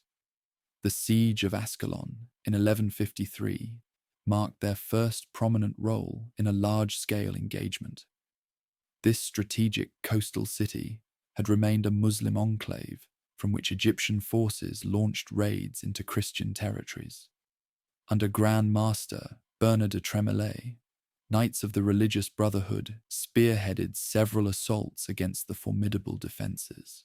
Contemporary accounts describe a critical moment when a section of wall collapsed during bombardment, creating a potential breakthrough. Forces of the Knightly Order rushed forward to secure the breach, with the Grand Master reportedly among the first through the opening. What followed became a matter of historical controversy. Some chronicles claim Bernard and his knights advanced unsupported due to selfish desire for plunder, while accounts from the military order maintain they sought to establish a defensive position, allowing the main army to follow. Regardless of motivation, the small force found itself isolated within the city and overwhelmed by defenders. The Grand Master and approximately 40 knights died in the fighting, their bodies recovered only when the city finally fell days later. Despite this setback, the Brotherhood's military contributions continued expanding through subsequent decades. Their disciplined forces proved particularly valuable, countering the growing power of Nur ad-Din, the Muslim ruler who unified previously divided territories across Syria and northern Mesopotamia. Castles of the warrior monks formed critical defensive positions, limiting his westward expansion, while their mobile forces participated in numerous skirmishes and raids along contested frontier zones. The Battle of Montgisard in 1177 witnessed perhaps the most celebrated military achievement of the religious knights. When Saladin invaded Christian territory, with an army estimated at 26,000 men, King Baldwin IV, the teenage leper king of Jerusalem, could muster only a few hundred knights and several thousand infantry. This dramatically outnumbered force included approximately 80 knights of the order, led by Odo de Saint-Amand, then serving as Grand Master. Contemporary accounts describe Baldwin's decision to attempt a surprise attack, rather than await reinforcements, with forces from the Holy Brotherhood forming the heavy cavalry spearhead. What followed stunned contemporaries on both sides. The Christian force achieved complete tactical surprise, with the night monks smashing into Saladin's unprepared columns. The disciplined charge broke Egyptian formations, creating panic that spread throughout the larger Muslim army. By day's end, Saladin's force had disintegrated, suffering enormous casualties during their retreat across the desert. Christian chroniclers attributed this improbable victory partly to divine intervention, but emphasized the critical role played by the fighting quality and leadership of the military religious order. This triumph proved temporary, as the balance of power continued shifting toward Muslim forces consolidating under Saladin's leadership. The Brotherhood suffered significant losses in subsequent years, including the capture of Grand Master Odo de Saint-Amand following a defeat at Marj Ayoun. Unlike typical noble captives who could expect ransom, Knights of the Sacred Order refused exchange agreements, considering it their duty to fight to victory or death. This policy reflected both religious commitment and practical concerns about creating incentives for capturing rather than killing brothers in combat. The most catastrophic defeat for Christian forces, including substantial contingents from the warrior brotherhood, came at the Horns of Hattin in July 1887.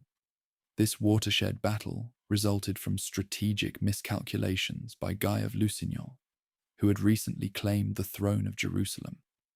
Against advice from the crusading knights, Guy marched his army across waterless terrain during extreme summer heat, allowing Saladin to choose favorable battleground. Sources suggest the fighting brothers counseled against this high-risk strategy, but ultimately followed the king's commands despite their reservations. As the Crusader army suffered from heat and thirst, forces from the military order and Hospitaller Knights formed the rearguard protecting its vulnerable flanks. When battle was finally joined, these military orders conducted desperate charges attempting to break encirclement. Contemporary accounts describe waves of white-mantled knights launching attack after attack against Muslim lines, even as the main Crusader army disintegrated around them. By battle's end, nearly the entire contingent of holy warriors present had been killed or captured. The aftermath proved even more devastating. Unlike secular knights offered ransom opportunities, captured members of the religious brotherhood faced immediate execution. Saladin personally supervised the beheading of approximately 200 knights from both military orders, considering them the most dangerous opponents in the Crusader ranks.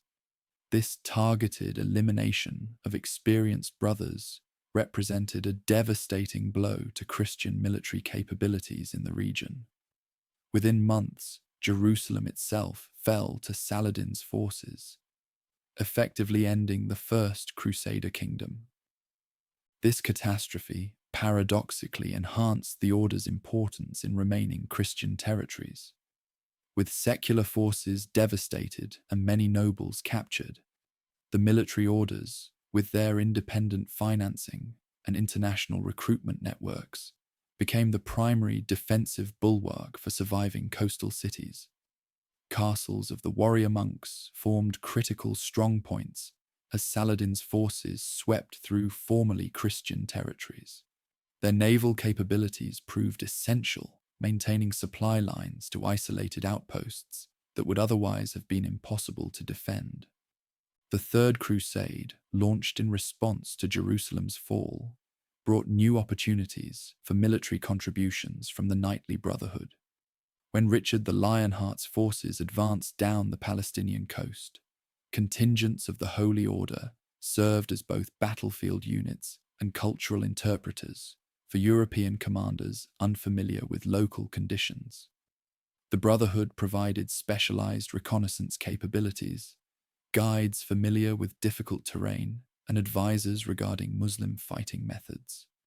Richard frequently positioned units from the religious warriors at critical points in his battle formations, recognizing their superior discipline and familiarity with regional warfare. During this campaign, the fighting brothers demonstrated their value beyond direct combat operations. Their financial network facilitated payments sustaining Richard's army after his treasury was depleted. Their linguistic capabilities enabled negotiation with Muslim forces when necessary. Their castles provided secure bases from which campaign operations could be launched. This multidimensional support proved essential to Crusader successes, limited though these ultimately proved in restoring Christian territories.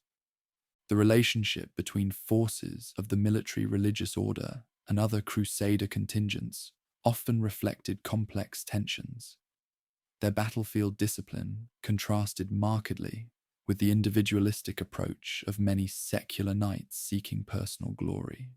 Their strategic caution, born from permanent presence in the region, sometimes conflicted with the aggressive approach of European nobles, eager for rapid victories before returning home. These tensions occasionally erupted into open conflict, as when Grandmaster Gérard de Riedfort clashed with other Crusader leaders over tactical decisions. Gerard de Riedfort himself exemplified both the strengths and weaknesses of leadership within the Holy Brotherhood during this critical period. His personal courage was legendary.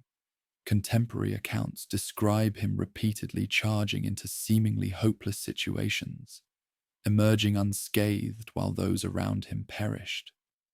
Yet his strategic judgment proved questionable on several occasions, most notably before Hattin, when he allegedly encouraged King Guy toward the disastrous confrontation with Saladin's forces.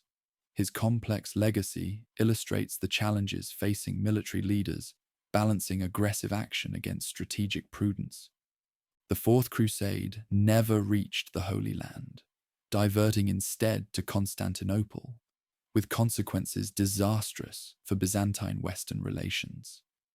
Involvement of the Knight monks remained minimal in this controversial campaign, with most brothers continuing to focus on defending remaining Outremer territories.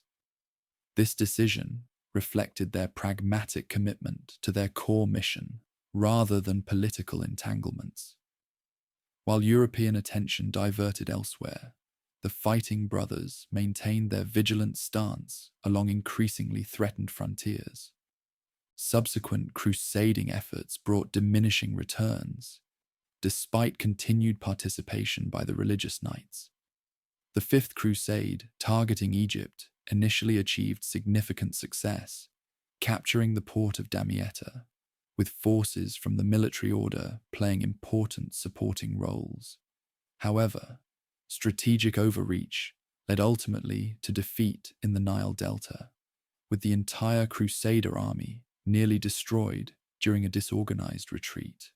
Throughout this campaign, the Brotherhood contributed specialized units while attempting, often unsuccessfully, to moderate the unrealistic ambitions of crusade leaders unfamiliar with regional realities.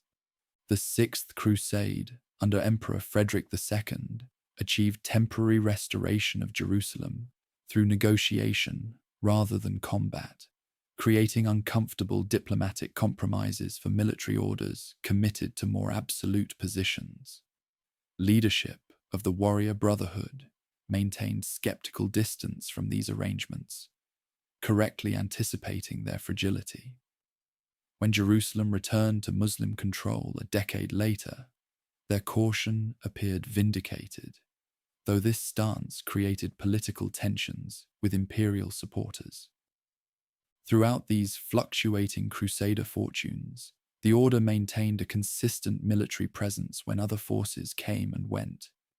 Their permanent garrisons held strategic castles year-round, not just during active campaigns. Their naval patrols continued protecting sea lanes connecting coastal outposts. Their intelligence networks monitored Muslim military movements during periods of nominal peace. This persistent vigilance provided essential continuity through the episodic attention Western powers directed toward the Holy Land. Relations with Muslim adversaries evolved significantly through this extended conflict. While committed to defending Christian territories, experienced leaders of the religious knights developed nuanced understanding of their opponents' motivations and capabilities. Unlike newly arrived European nobles, who often viewed Muslims through simplistic religious categories, brothers stationed permanently in the region recognized the complex political divisions within the Islamic world and adjusted strategies accordingly. This pragmatic approach sometimes included diplomatic engagement and negotiated arrangements with particular Muslim rulers when strategic conditions warranted. The legendary warrior Gerard de Riedfort from the Holy Order exemplified the Brotherhood's fighting spirit during its most challenging period. Rising to Grand Master despite humble origins, his courage inspired others, even as his strategic judgment sometimes proved questionable. After surviving the Hattin disaster, he was captured during the siege of Acre, but later released, an unusual exception to Saladin's typical handling of prisoners from the military brotherhood. His death in subsequent fighting cemented his reputation for fearless commitment to the Order's mission. Whether viewed as heroic example or cautionary tale of valor without wisdom, his career illustrated both the impressive fighting qualities and potential limitations of military leadership within the crusading order. As the 13th century progressed, changing military technologies and tactics required adaptation from an order initially designed around heavy cavalry operations. The Brotherhood incorporated crossbowmen, specialized siege engineers, and light cavalry scouts to complement their traditional knight contingents. Their castle designs evolved to counter improved Muslim siege capabilities, incorporating concentric defenses, specialized arrow slits for crossbow use, and more sophisticated defensive arrangements. This willingness to adapt rather than merely preserve traditional methods distinguished military effectiveness of the warrior monks from more conservative approaches. The final significant military contribution of the religious knights centered on defending Acre, the last major Christian stronghold in the Holy Land. As Muslim forces under Sultan Khalil completed their reconquest of remaining Crusader territories, Knights of the Order formed a critical component of the city's defenders. When Acre's walls were finally breached in May 1291, contemporary accounts describe fighting brothers among the last organized resistance. Their fortress held briefly after the city itself fell, allowing evacuation of some civilian residents before the structure collapsed under bombardment. The Grand Master, William of Beaujeu, died leading a counterattack during the final assault, embodying their commitment to fight rather than surrender. Following Acre's fall, surviving forces of the military brotherhood established temporary headquarters on Cyprus, from which they launched periodic raids attempting to maintain some Christian military presence along the Syrian coast. Their final military operation in the east centered on holding tiny Ruad Island, just offshore from the Syrian mainland. This isolated outpost fell in 1303 when Mamluk forces mounted a determined assault with overwhelming numbers. The captured garrison of holy warriors faced the Brotherhood's traditional fate, execution rather than ransom, marking the effective end of their military presence in the region they had been created to defend. Throughout nearly 2 centuries of continuous military operations, the Order established a reputation for disciplined effectiveness unmatched by other Crusader forces. Their distinctive combination of religious motivation and professional military capability created fighting units that contemporaries on both sides acknowledged as exceptional. From triumphant victories like Montgisard to heroic last stands at Acre, their battlefield contributions represented the most sustained Western military commitment to the Crusader enterprise. Long after politically motivated crusades had come and gone, the fighting brothers maintained their vigilant defense of Christian territories until the final outposts became militarily indefensible. The fall of Acre in 1291 marked the final chapter of the Crusader state's 2-century presence in the Holy Land. This catastrophic loss represented the culmination of a long decline that transformed the Templar Order's mission and ultimately set the stage for their own downfall. Understanding this decline reveals how changing European priorities, Muslim resurgence, and internal Christian divisions gradually eroded what once seemed an enduring Western presence in the East. The seeds of this decline had been planted decades earlier, even during periods of apparent Crusader success. Following the Third Crusade, Christian holdings had been reduced to a narrow coastal strip, lacking the agricultural hinterland necessary for economic self-sufficiency. This territorial configuration created permanent vulnerability, with major settlements exposed to attack from multiple directions. Unlike the relatively defensible earlier Kingdom of Jerusalem, these fragmented coastal holdings required constant vigilance against enemies controlling the surrounding countryside. European enthusiasm for the crusading enterprise waned noticeably during the 13th century. The initial religious fervor that had motivated the First Crusade gave way to more cynical political calculations.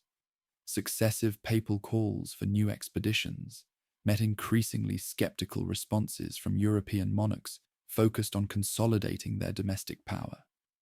Those crusades that did materialize often diverted to alternative objectives, as when the Fourth Crusade sacked Constantinople instead of proceeding to the Holy Land. This shifting European perspective manifested in decreased willingness to commit significant resources to Eastern ventures. While earlier crusades had attracted the continent's most powerful figures, emperors, kings, and leading nobles, later expeditions drew less prestigious leadership and smaller forces. Louis IX of France remained a notable exception, mounting 2 major crusades, but his efforts highlighted the broader trend by standing out against the general disengagement of his royal contemporaries. For the military brotherhood, this European disinterest created mounting strategic challenges. Their operational model depended on continuous recruitment and resource transfers from Western preceptories to Eastern front lines. As European attention turned elsewhere, maintaining adequate frontier forces became increasingly difficult, despite the Order's independent financial resources. The Fighting Brothers found themselves shouldering ever greater defensive responsibilities with diminishing external support.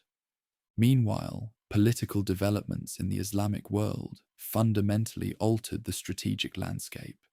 The rise of the Mamluk Sultanate in Egypt created a formidable new adversary for the remaining Crusader territories.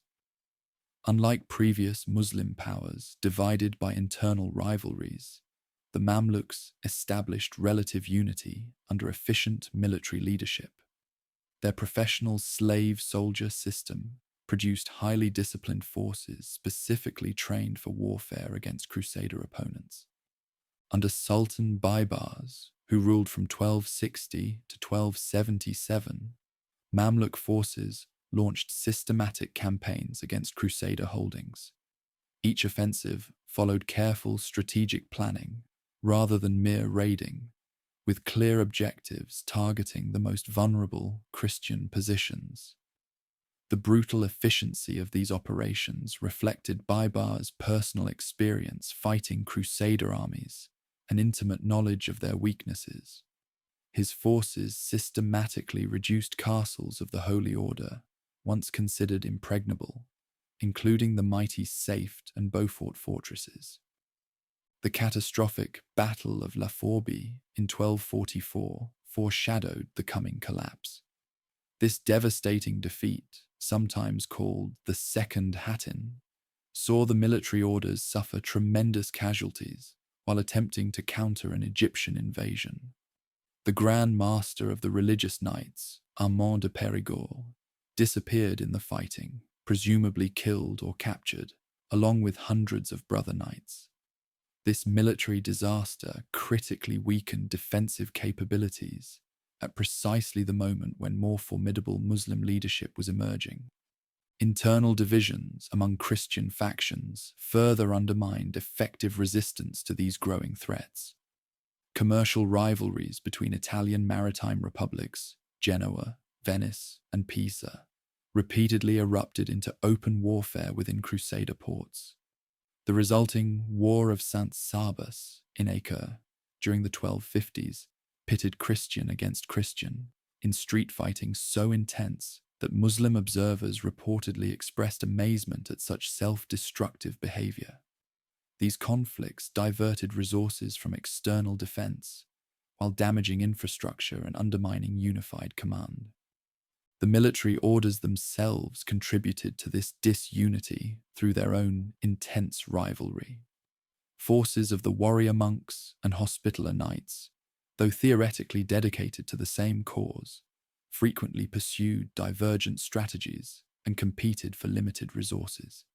At critical moments, this competition prevented effective coordination between the two organizations best positioned to offer meaningful resistance to Muslim advances. Contemporary chroniclers recorded multiple instances where joint operations failed due to disagreements between order commanders unwilling to subordinate their forces to rival leadership. The desperate strategic situation prompted increasingly risky political arrangements among the remaining Christian outposts. Alliances with Mongol forces against common Muslim enemies represented one such gamble. Leadership of the knightly order participated in diplomatic missions to Mongol rulers, exploring potential military cooperation despite significant religious and cultural differences. These initiatives reflected pragmatic recognition that conventional Crusader approaches had failed to stem the tide of Muslim reconquest. Loss of major inland fortifications forced defensive concentration around key coastal centers, particularly Acre. This largest remaining Crusader city became the final repository of Christian power in the region, hosting headquarters for both major military orders alongside various secular authorities. The resulting overcrowding created administrative confusion, with multiple jurisdictions claiming authority within the same confined space. Effective defense planning proved nearly impossible amid such competing power centers. Castle Pilgrim, Chateau Pèlerin, stood as a symbol of the Holy Brotherhood's persistent commitment, despite deteriorating circumstances. This massive coastal fortress, constructed with state-of-the-art defensive features, remained under control of the religious warriors, even as surrounding territories fell to Mamluk forces.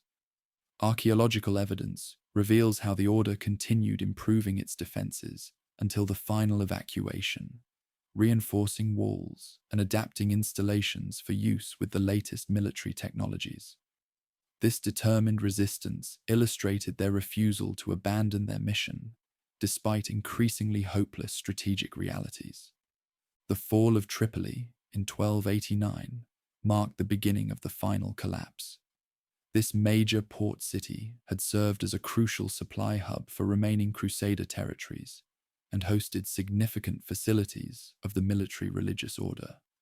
Its capture by Mamluk forces under Sultan Qalawun left Acre isolated as the last major Christian stronghold on the mainland. Despite this clear warning of imminent danger, political divisions within Acre prevented effective preparation for the coming siege. Sultan al-Ashraf Khalil, succeeding his father Qalawun, assembled an enormous force specifically for Acre's reduction. Contemporary accounts describe an army numbering over 100,000 men, supported by the latest siege technologies, including massive trebuchets capable of hurling stones weighing hundreds of pounds. Against this overwhelming force, Acre's defenders could muster only a few hundred knights from the warrior brotherhood and Hospitaller order, along with several thousand infantry of varying quality. The siege began in early April 1291, with systematic bombardment of the city's formidable defenses. Knights of the Crusading Order conducted periodic sorties, attempting to disrupt Muslim siege works, but their limited numbers proved inadequate against the vast encircling force. By early May, multiple sections of the outer walls had been breached, forcing the defenders into desperate street fighting as enemy forces poured into the city. William of Beaujeu, the Grand Master of the Holy Knights, died leading a counterattack against one of these breaches, epitomizing the order's commitment to fight rather than surrender. As the city's defense collapsed, remaining forces of the military brotherhood withdrew to their fortress headquarters, which briefly held out after the city itself had fallen. This final strongpoint provided cover for civilian evacuation, before ultimately being undermined and collapsing, reportedly killing hundreds of Mamluk attackers in its ruins. Surviving brothers of the religious order escaped by sea to Cyprus, establishing temporary headquarters on this island kingdom. From this offshore base, they conducted periodic raids against the mainland coast, attempting to maintain some Christian military presence in the region. The tiny island garrison they established at Ruad, just off the Syrian coast, represented their final foothold in the vicinity of the Holy Land. When this last outpost fell to a determined Mamluk assault in 1303, with the entire garrison of warrior monks executed after capture, their original mission effectively ended. The psychological impact of these defeats on the knightly brotherhood cannot be overstated. For nearly 2 centuries, defending the Holy Land had constituted their primary purpose and defining identity. The complete loss of Christian territories in the region raised existential questions about their continued role. Unlike the Hospitallers, who smoothly transferred their focus to Rhodes and developed a new maritime mission, the Knight monks struggled to redefine themselves after the catastrophic losses in the East. European reaction to these defeats reflected complex and contradictory attitudes toward the military orders. While officially lamenting the loss of the Holy Land, Western powers showed little practical interest in mounting effective recovery expeditions. Some critics implicitly blamed the holy warriors and Hospitallers for failing to prevent the collapse, despite their specialized defensive mission. This criticism conveniently overlooked the limited resources provided to these orders relative to the overwhelming forces arrayed against them. The geographic focus of the Sacred Brotherhood shifted dramatically westward, following these eastern losses. Previously, European commanderies had functioned primarily as support bases, channeling resources to frontline operations in Outremer. Now, with those front lines eliminated, the vast network of the religious knights throughout Europe represented an organization without its central purpose. Their extensive properties, banking operations, and administrative systems remained intact. But the military mission that had justified these resources no longer existed in its original form. Various proposals emerged for new crusading initiatives that might restore Christian presence in the Holy Land. The most developed of these plans came from Jacques de Molay, who became Grand Master of the Warrior Order in the aftermath of the Eastern Collapse. His detailed memoranda to European rulers outlined potential strategies for a new expedition, emphasizing the need for adequate preparation, unified command, and strategic coordination absent from previous failed attempts. These proposals received polite acknowledgement but little concrete support from increasingly inward-focused European monarchies. The military brotherhood faced the additional challenge of competing vision from the Hospitaller Order, which advocated merging the military orders into a single organization under unified leadership. This proposal gained support from various European rulers and some church officials who saw advantages in consolidating these powerful institutions. Leadership of the crusading knights, particularly Jacques de Molay, strongly opposed such merger plans, insisting on maintaining their order's independent identity and distinctive traditions. Throughout this period of strategic reorientation, the religious warriors continued functioning as a major financial and administrative organization, with activities throughout Western Europe. Their banking operations served royal houses, their agricultural estates produced significant revenues, and their shipping interests remained active in Mediterranean commerce. Yet this continued institutional success contained hidden vulnerabilities, as their substantial wealth attracted increasing attention from cash-strapped monarchs, particularly Philip IV of France.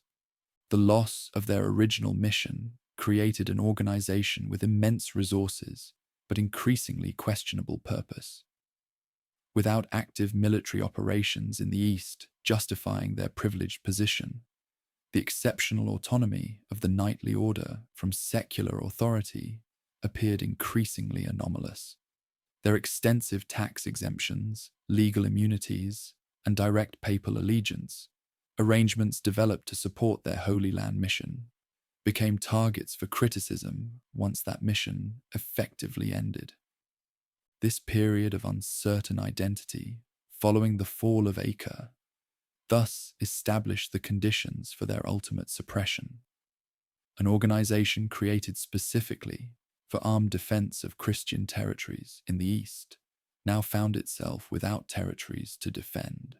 Their accumulated wealth, political influence, and institutional autonomy remained intact even as their founding purpose disappeared. This fundamentally unstable situation made the warrior monks vulnerable to the political machinations that would soon engulf them in Western Europe. The final irony of their decline in the East lay in the fact that their greatest defeats came not from personal failure, but from shifting strategic realities beyond their control. The Holy Brotherhood had maintained their defensive responsibilities with remarkable consistency throughout changing Crusader fortunes. Individual knights of the Order had demonstrated exceptional courage in final defenses of doomed positions. Their organizational discipline had persisted even as secular crusading enthusiasm waned. Yet all this proved insufficient against the overwhelming political and military forces, gradually eliminating the Christian presence they had been created to defend. As the 14th century began, the military-religious order stood at a historical crossroads, an organization with an illustrious past but uncertain future. Their original mission lay in ruins, along with the fallen walls of Acre. Their accumulated resources remained formidable, but increasingly disconnected from clear purpose. Their traditional political protectors showed diminishing interest in their proposed new crusading initiatives. These circumstances created the perfect vulnerability for the forces of secular authority, particularly the French crown, seeking to appropriate their wealth and eliminate their independent power. The Brotherhood that had survived 2 centuries of frontier warfare now faced entirely different threats emanating from the very European societies they had long served. Dawn broke over Paris on Friday, October 13th, 1307. As the city stirred to life, an extraordinary operation unfolded with clockwork precision. Royal officials bearing sealed orders moved systematically through the streets, accompanied by armed guards prepared for resistance. Their target, every knight of the Holy Order and facility within French territory. By nightfall, the most powerful military religious order in Christendom had been decapitated in a single, devastating stroke. This shocking action represented the culmination of elaborate planning by King Philip IV of France, a monarch whose financial relationship with the warrior monks had evolved from dependence to resentment and finally to predatory calculation. The arrests marked the beginning of a process that would transform the history of the Sacred Brotherhood from operational reality to contested memory, from living institution to historical enigma. Understanding this tragic final chapter requires examining the complex motivations, accusations, and power dynamics that produced one of history's most notorious legal prosecutions. The immediate background to this catastrophe centered on Philip IV's financial difficulties, known to contemporaries as Philip the Fair for his striking appearance. His fiscal policies had proven anything but equitable. Expensive wars with England and Flanders had depleted royal coffers. His previous financial expedients, debasing currency, confiscating Jewish property, taxing clergy against papal objections, had generated substantial resistance while providing only temporary relief. The enormous wealth controlled by the religious order presented an irresistible target for a ruler, perpetually seeking new revenue sources. The king's relationship with the Brotherhood had once been close. Like his predecessors, Philip had utilized the financial expertise of the night monks, storing royal treasures in their Paris vault and appointing their officials to treasury positions. During a Parisian riot in 1306, the king had taken refuge in the Temple fortress, protected by the same organization he would later destroy. This earlier trust made the subsequent betrayal all the more remarkable. Beyond financial motivation lay broader political calculations. The exceptional autonomy of the military brotherhood from secular authority represented a challenge to Philip's vision of centralized royal power. Their direct accountability to the Pope contradicted his efforts to establish monarchical control over all institutions within French territory. Their international structure created divided loyalties, potentially undermining national cohesion. Their extensive privileges established precedents limiting royal authority that Philip systematically sought to eliminate. The king found a perfect collaborator in Guillaume de Nogaret, his chief minister and legal strategist. Nogaret, a skilled jurist trained in Roman law, had previously orchestrated the audacious attack on Pope Boniface VIII at Anagni in 1303. This violent confrontation, intended to facilitate the Pope's forced abdication, demonstrated Nogaret's willingness to employ extreme measures against even the highest spiritual authorities when royal interests demanded. He applied this same ruthless approach to developing the legal framework for the suppression of the holy warriors. Nogaret's strategy centered on heresy accusations, the most serious charges possible in medieval jurisprudence. By categorizing the planned action as a matter of religious purification rather than political convenience, Philip's government sought to neutralize potential papal objections while justifying the seizure of assets belonging to the religious knights. The specific allegations combined traditional heresy claims with shocking elements designed to preclude public sympathy for the accused. These charges, detailed in arrest orders distributed to royal officials throughout France, painted a picture of an organization fundamentally corrupted from its original purpose. Members of the knightly order allegedly denied Christ during secret initiation ceremonies, spat upon the cross, engaged in inappropriate kissing rituals, worshipped idols, and permitted homosexual practices among members. Supporting these sensational claims were more procedural accusations regarding unauthorized absolution and financial corruption, technical violations that lacked public shock value but provided additional legal foundations for prosecution. The most infamous accusation involved alleged worship of a mysterious head or idol called Baphomet, a term whose origins remain contested among scholars. Some suggest linguistic corruption of Muhammad, implying Islamic influence, while others propose connection to Gnostic traditions or pagan fertility symbols.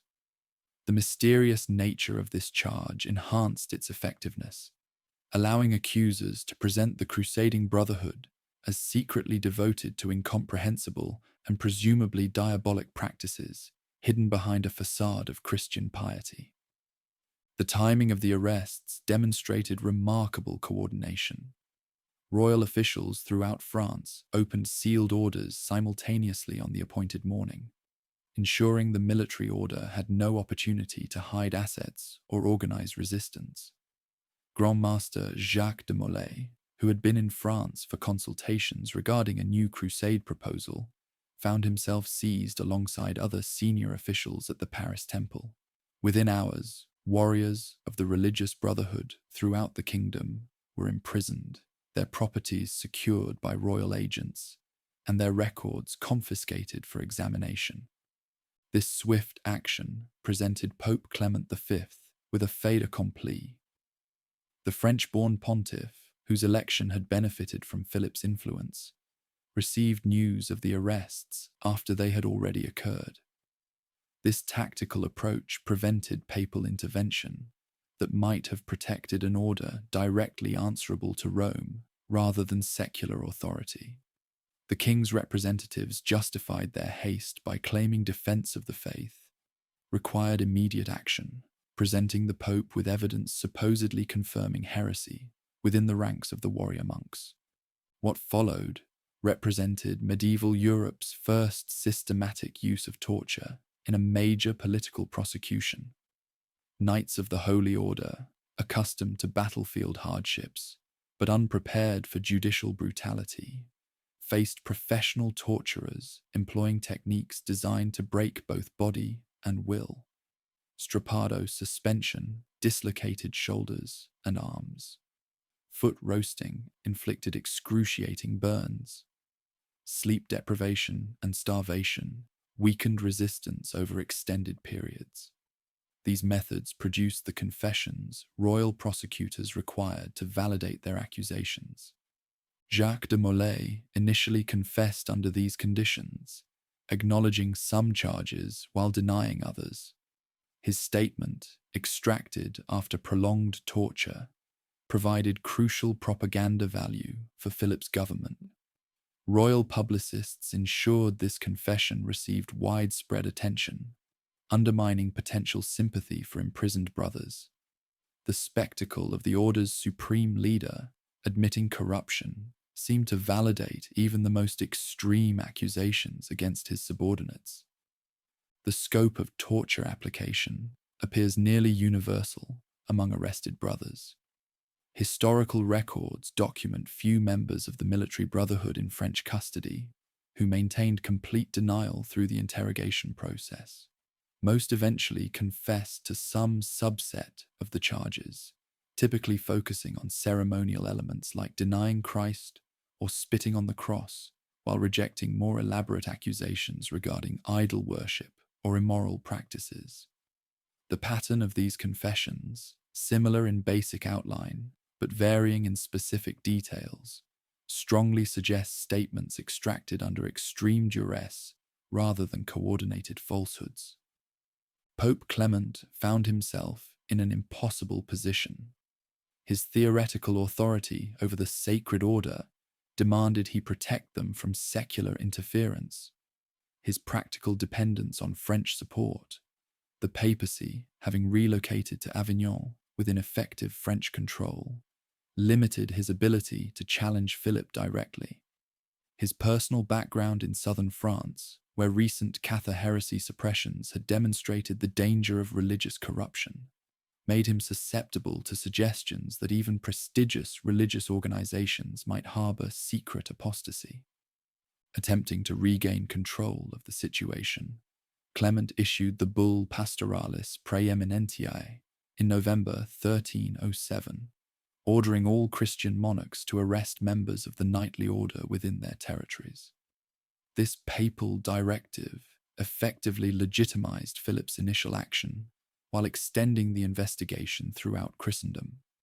By transforming a French judicial process into a church-sanctioned inquiry, Clement hoped to reassert papal authority over the proceedings while demonstrating appropriate concern for potential heresy. Results outside France proved significantly different. Edward II of England initially resisted the arrests before eventually complying with papal instructions. When members of the religious brotherhood in England faced interrogation without torture, illegal under English judicial practice, virtually none confessed to heretical activities. Similar patterns emerged in Aragon, Castile, Portugal, and German territories, where interrogations conducted without French-style torture methods generally failed to substantiate the sensational accusations. This geographical pattern of confessions correlating precisely with torture use suggests the fabricated nature of the charges. Within France, extended imprisonment and judicial pressure eventually broke even the most resistant brothers. Leaders of the warrior monks, recognizing the existential threat to their organization, attempted various defensive strategies. Some argued legal technicalities regarding proper judicial procedure. Others claimed confessions made under torture held no validity. A few managed to escape imprisonment and disappear into the countryside or neighboring territories. Most, however, remained caught in a judicial system designed to produce predetermined conclusions, regardless of factual reality. The prosecution received unexpected challenges when some imprisoned knights of the order recanted their confessions after initial torture ceased. In Paris, a group of defenders emerged willing to represent the military brotherhood against the charges, arguing procedural violations invalidated the entire process. This resistance prompted renewed torture application, with Philip's government determined to maintain the narrative of guilt, regardless of evidentiary problems. When dozens of brothers persisted in defending the order despite torture, authorities resorted to more permanent silencing methods. On May 12, 1310, 54 knights of the Holy Order, who had recanted confessions and volunteered to defend the organization, were burned at the stake as relapsed heretics in a field outside Paris. This mass execution dramatically demonstrated the consequences of challenging the royal prosecution. Subsequent defense efforts collapsed as remaining brothers recognized the futility and mortal danger of resistance. The message proved unmistakable. Confession offered the only path to survival. While the legal proceedings continued through elaborate formalities, the practical dissolution of the religious knights advanced rapidly. Royal administrators inventoried and assumed control of properties belonging to the warrior brotherhood throughout France. The extensive banking operations, agricultural estates, urban facilities, and accumulated treasures fell under crown management. Though official disposition of these assets remained technically undetermined while trials continued, their effective transfer to royal control occurred immediately following the arrests. The Council of Vienne, convened in 1311 to address the question of the military order alongside other church matters, demonstrated Clement's continuing ambivalence. The assembled church leadership reviewed evidence from various regional investigations, revealing the inconsistent results between territories using torture and those following more traditional judicial procedures. When several hundred representatives of the knightly brotherhood unexpectedly appeared offering to defend the order, the Pope suspended proceedings rather than allow direct challenge to the French narrative. Philip forced resolution by personally traveling to Vienne with a substantial military escort, effectively intimidating the council into compliance with his demands. Clement, recognizing his practical inability to resist French pressure, issued the Bull Vox in Excelso in 1312, suppressing the warrior monks through administrative papal authority rather than formal condemnation. This technical distinction allowed dissolution without definitively declaring the entire order heretical, a face-saving compromise permitting the Pope to maintain some appearance of independent judgment. A subsequent bull, ad providam, allocated most properties of the crusading brotherhood to the Hospitaller order rather than secular authorities. In practice, however, this transfer occurred incompletely, particularly in France, where Philip retained substantial portions of wealth from the religious order through claims of administrative costs and debts allegedly owed to the crown. The practical outcome aligned with the king's financial objectives, while maintaining nominal adherence to the principle that religious assets should remain in religious hands. The final act in this tragedy centered on the fate of Jacques de Molay and other senior leaders of the military religious order, held in extended imprisonment throughout the lengthy proceedings. In March 1314, the Grand Master and Preceptor of Normandy, Geoffroy de Charny, were brought before Notre Dame Cathedral for public announcement of their sentences, life imprisonment based on previous confessions. What followed stunned onlookers and precipitated the final tragedy. Standing before the assembled crowd Both men suddenly recanted their confessions, declaring the sacred brotherhood innocent of all charges and attributing their previous statements solely to torture. This dramatic reversal left church officials in disarray, but prompted immediate response from Philip, who declared the pair relapsed heretics without further judicial process. That same evening, the two leaders were burned at the stake on a small island in the Seine, maintaining their claims of innocence as flames consumed them. Legend records de Molay's final words as a curse upon those responsible for his unjust execution, summoning both Philip and Clement to meet him before God's judgment within the year.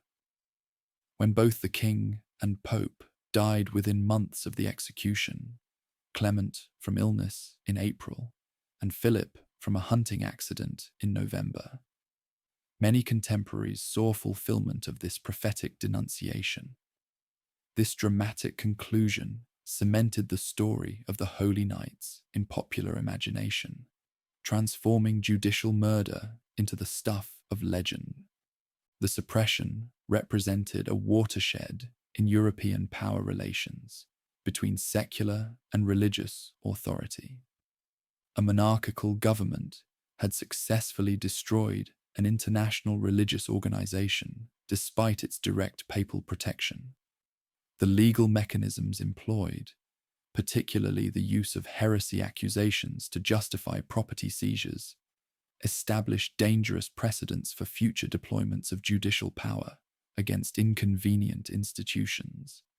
The practical demonstration that sufficient violence could extract confessions supporting any desired narrative revealed fundamental weaknesses in medieval judicial processes. For the thousands of surviving brothers outside the immediate French orbit, the suppression created profound personal displacement. Men who had dedicated their lives to a religious vocation suddenly found themselves without institutional identity. In most territories, they received modest pensions drawn from former properties of the warrior brotherhood, typically conditional upon residence in other religious houses where they could be monitored. Their distinctive white mantles disappeared, their communal life ended, and their shared mission dissolved through administrative decree rather than battlefield defeat. The dramatic suppression of the Knights Templar marked not an ending, but a transformation. Though the organization ceased to exist as a functioning institution, its influence continued through multiple channels that have shaped the subsequent 7 centuries of history, myth, and cultural memory. From successor organizations to banking practices, from architectural monuments to popular legends, the legacy of the warrior monks endures across diverse domains of human experience. The immediate aftermath of suppression varied dramatically across Europe. While the French crown achieved its objective of seizing substantial assets from the military brotherhood, other monarchs followed different paths. In England, Edward II eventually complied with papal directives, but transferred most properties of the religious knights to the Hospitallers as officially mandated. Iberian kingdoms demonstrated particular creativity in managing the transition. In Portugal, King Dinis negotiated the creation of the Order of Christ, effectively preserving the organization under a new name with the same members, properties, and essential structure, a transformation that received papal blessing in 1319. This Portuguese continuation would later play a significant role in maritime expansion during the Age of Discovery. Under Prince Henry, the navigators' leadership as governor of the Order of Christ, their extensive resources supported Portuguese explorations along the African coast and eventually across the Atlantic. Ships bearing the distinctive cross of the Order, evolved from the emblem of the Holy Brotherhood, carried explorers to new continents. The navigational expertise, developed partly from earlier maritime operations of the Night Monks, contributed to these voyages redefining European understanding of global geography. In Spain, Resources of the Sacred Order were divided among several successor organizations, including the Orders of Montesa and Santiago. These military brotherhoods continued defending Christian territories against remaining Muslim enclaves on the Iberian Peninsula, eventually participating in the final conquest of Granada that completed the Reconquista. Similar transitions occurred in scattered territories across Europe, with regional arrangements reflecting local political conditions rather than standardized dissolution processes.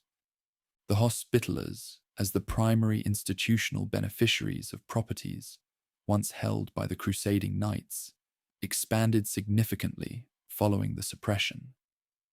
Their subsequent defense of Rhodes and later Malta against Ottoman expansion represented continuation of the crusading ideal that had motivated the warrior brotherhood throughout their existence. Many former castles and commanderies of the religious order simply changed management while maintaining their original defensive functions under these new administrators. The architectural legacy of the military religious order remains visible in structures scattered across Europe and the Near East. Their distinctive round churches, modelled after the Church of the Holy Sepulchre in Jerusalem, survive in London, Paris, Tomar, and other European cities.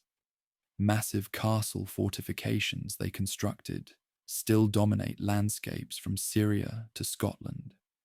These physical remains offer tangible connection to their historical presence, while archaeological investigations continue uncovering new details about their daily operations across these widespread facilities. The financial innovations pioneered by administrators of the knightly order outlived their suppression through adoption by successor institutions. Their banking practices influenced emerging Italian banking houses that expanded international finance in subsequent centuries. Documentation methods, credit instruments, and trust arrangements they developed became standard features of European commercial operations. The concept of international banking networks providing standardized services across political boundaries, first fully realized in operations of the Holy Warriors, became fundamental to modern financial systems.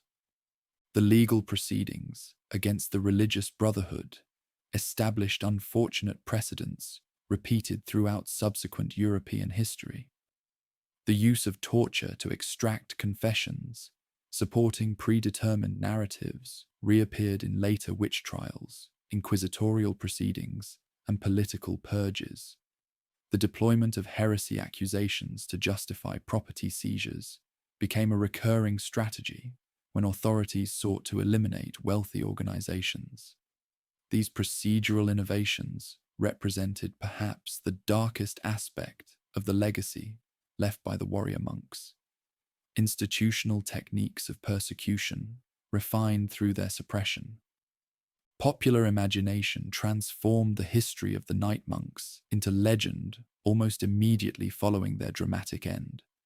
Jacques de Molay reported curse against his persecutors, seemingly fulfilled when both Philip and Clement died within the year, captured medieval audiences and established the narrative framework of unjust persecution, followed by supernatural retribution.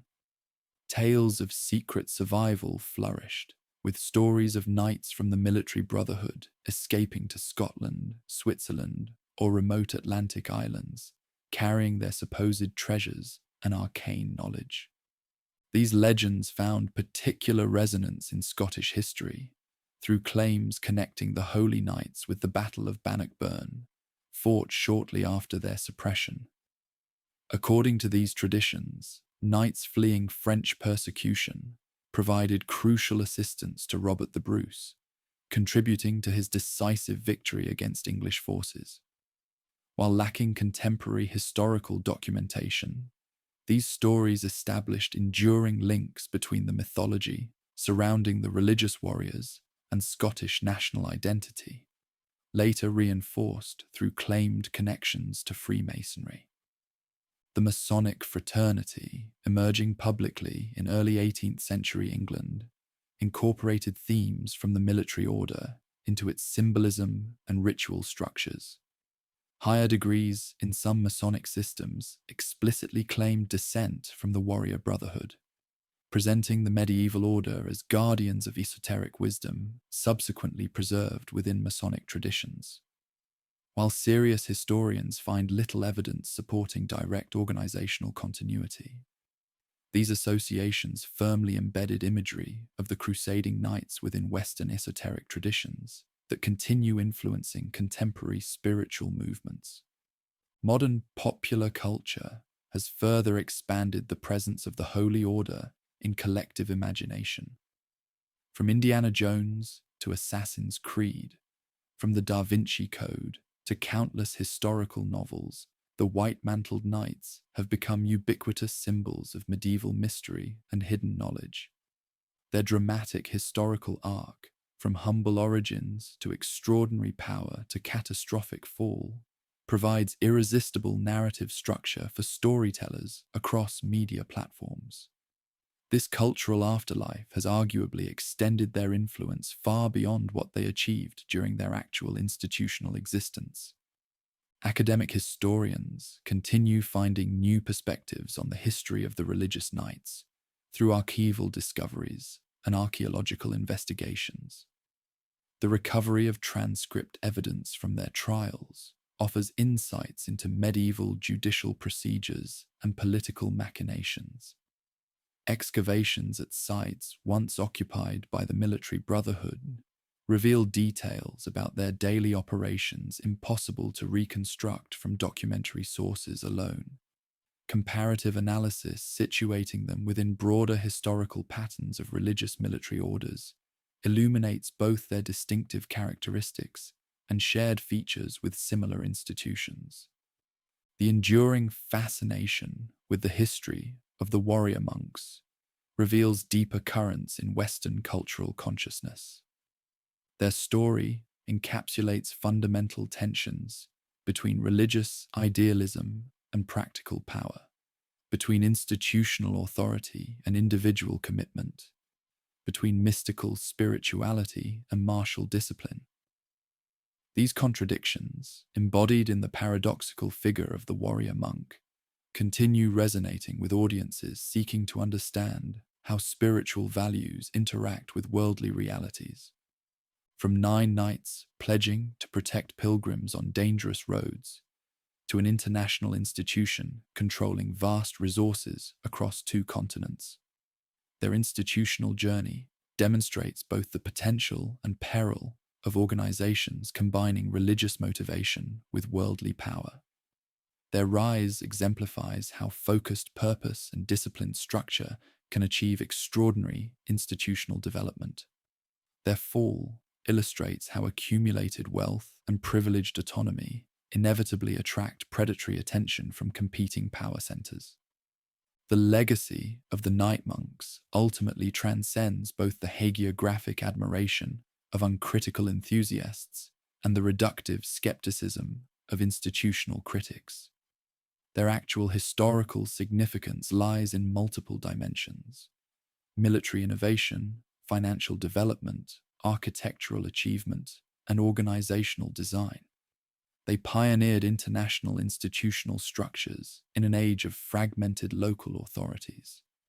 They developed practical solutions to complex logistical challenges. They demonstrated how religious values could motivate and sustain organizational discipline across diverse environments. 7 centuries after Jacques de Molay's execution, the cross-emblazoned white mantle of the Holy Knight retains powerful symbolic resonance.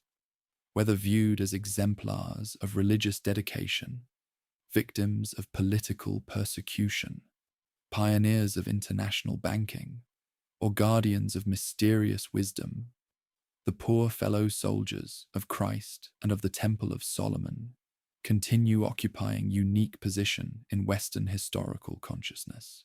Their remarkable story, from humble beginnings through extraordinary growth to dramatic suppression, remains an essential chapter in understanding how medieval society organized its highest ideals and confronted its deepest contradictions. The final irony of the history of these religious warriors may be that an organization created to defend physical territory ultimately achieved its most enduring influence through intangible legacies, institutional models, financial innovations, architectural principles, and symbolic resonance. Long after the walls of Acre crumbled and the temple fortress was demolished, the organizational patterns they established and the cultural imagination they inspired continue influencing how we structure our institutions and understand our past. The legacy of these warrior monks extends far beyond the territories they once defended, into realms of history, legend, and cultural memory they could never have anticipated during their 2 centuries of operational existence.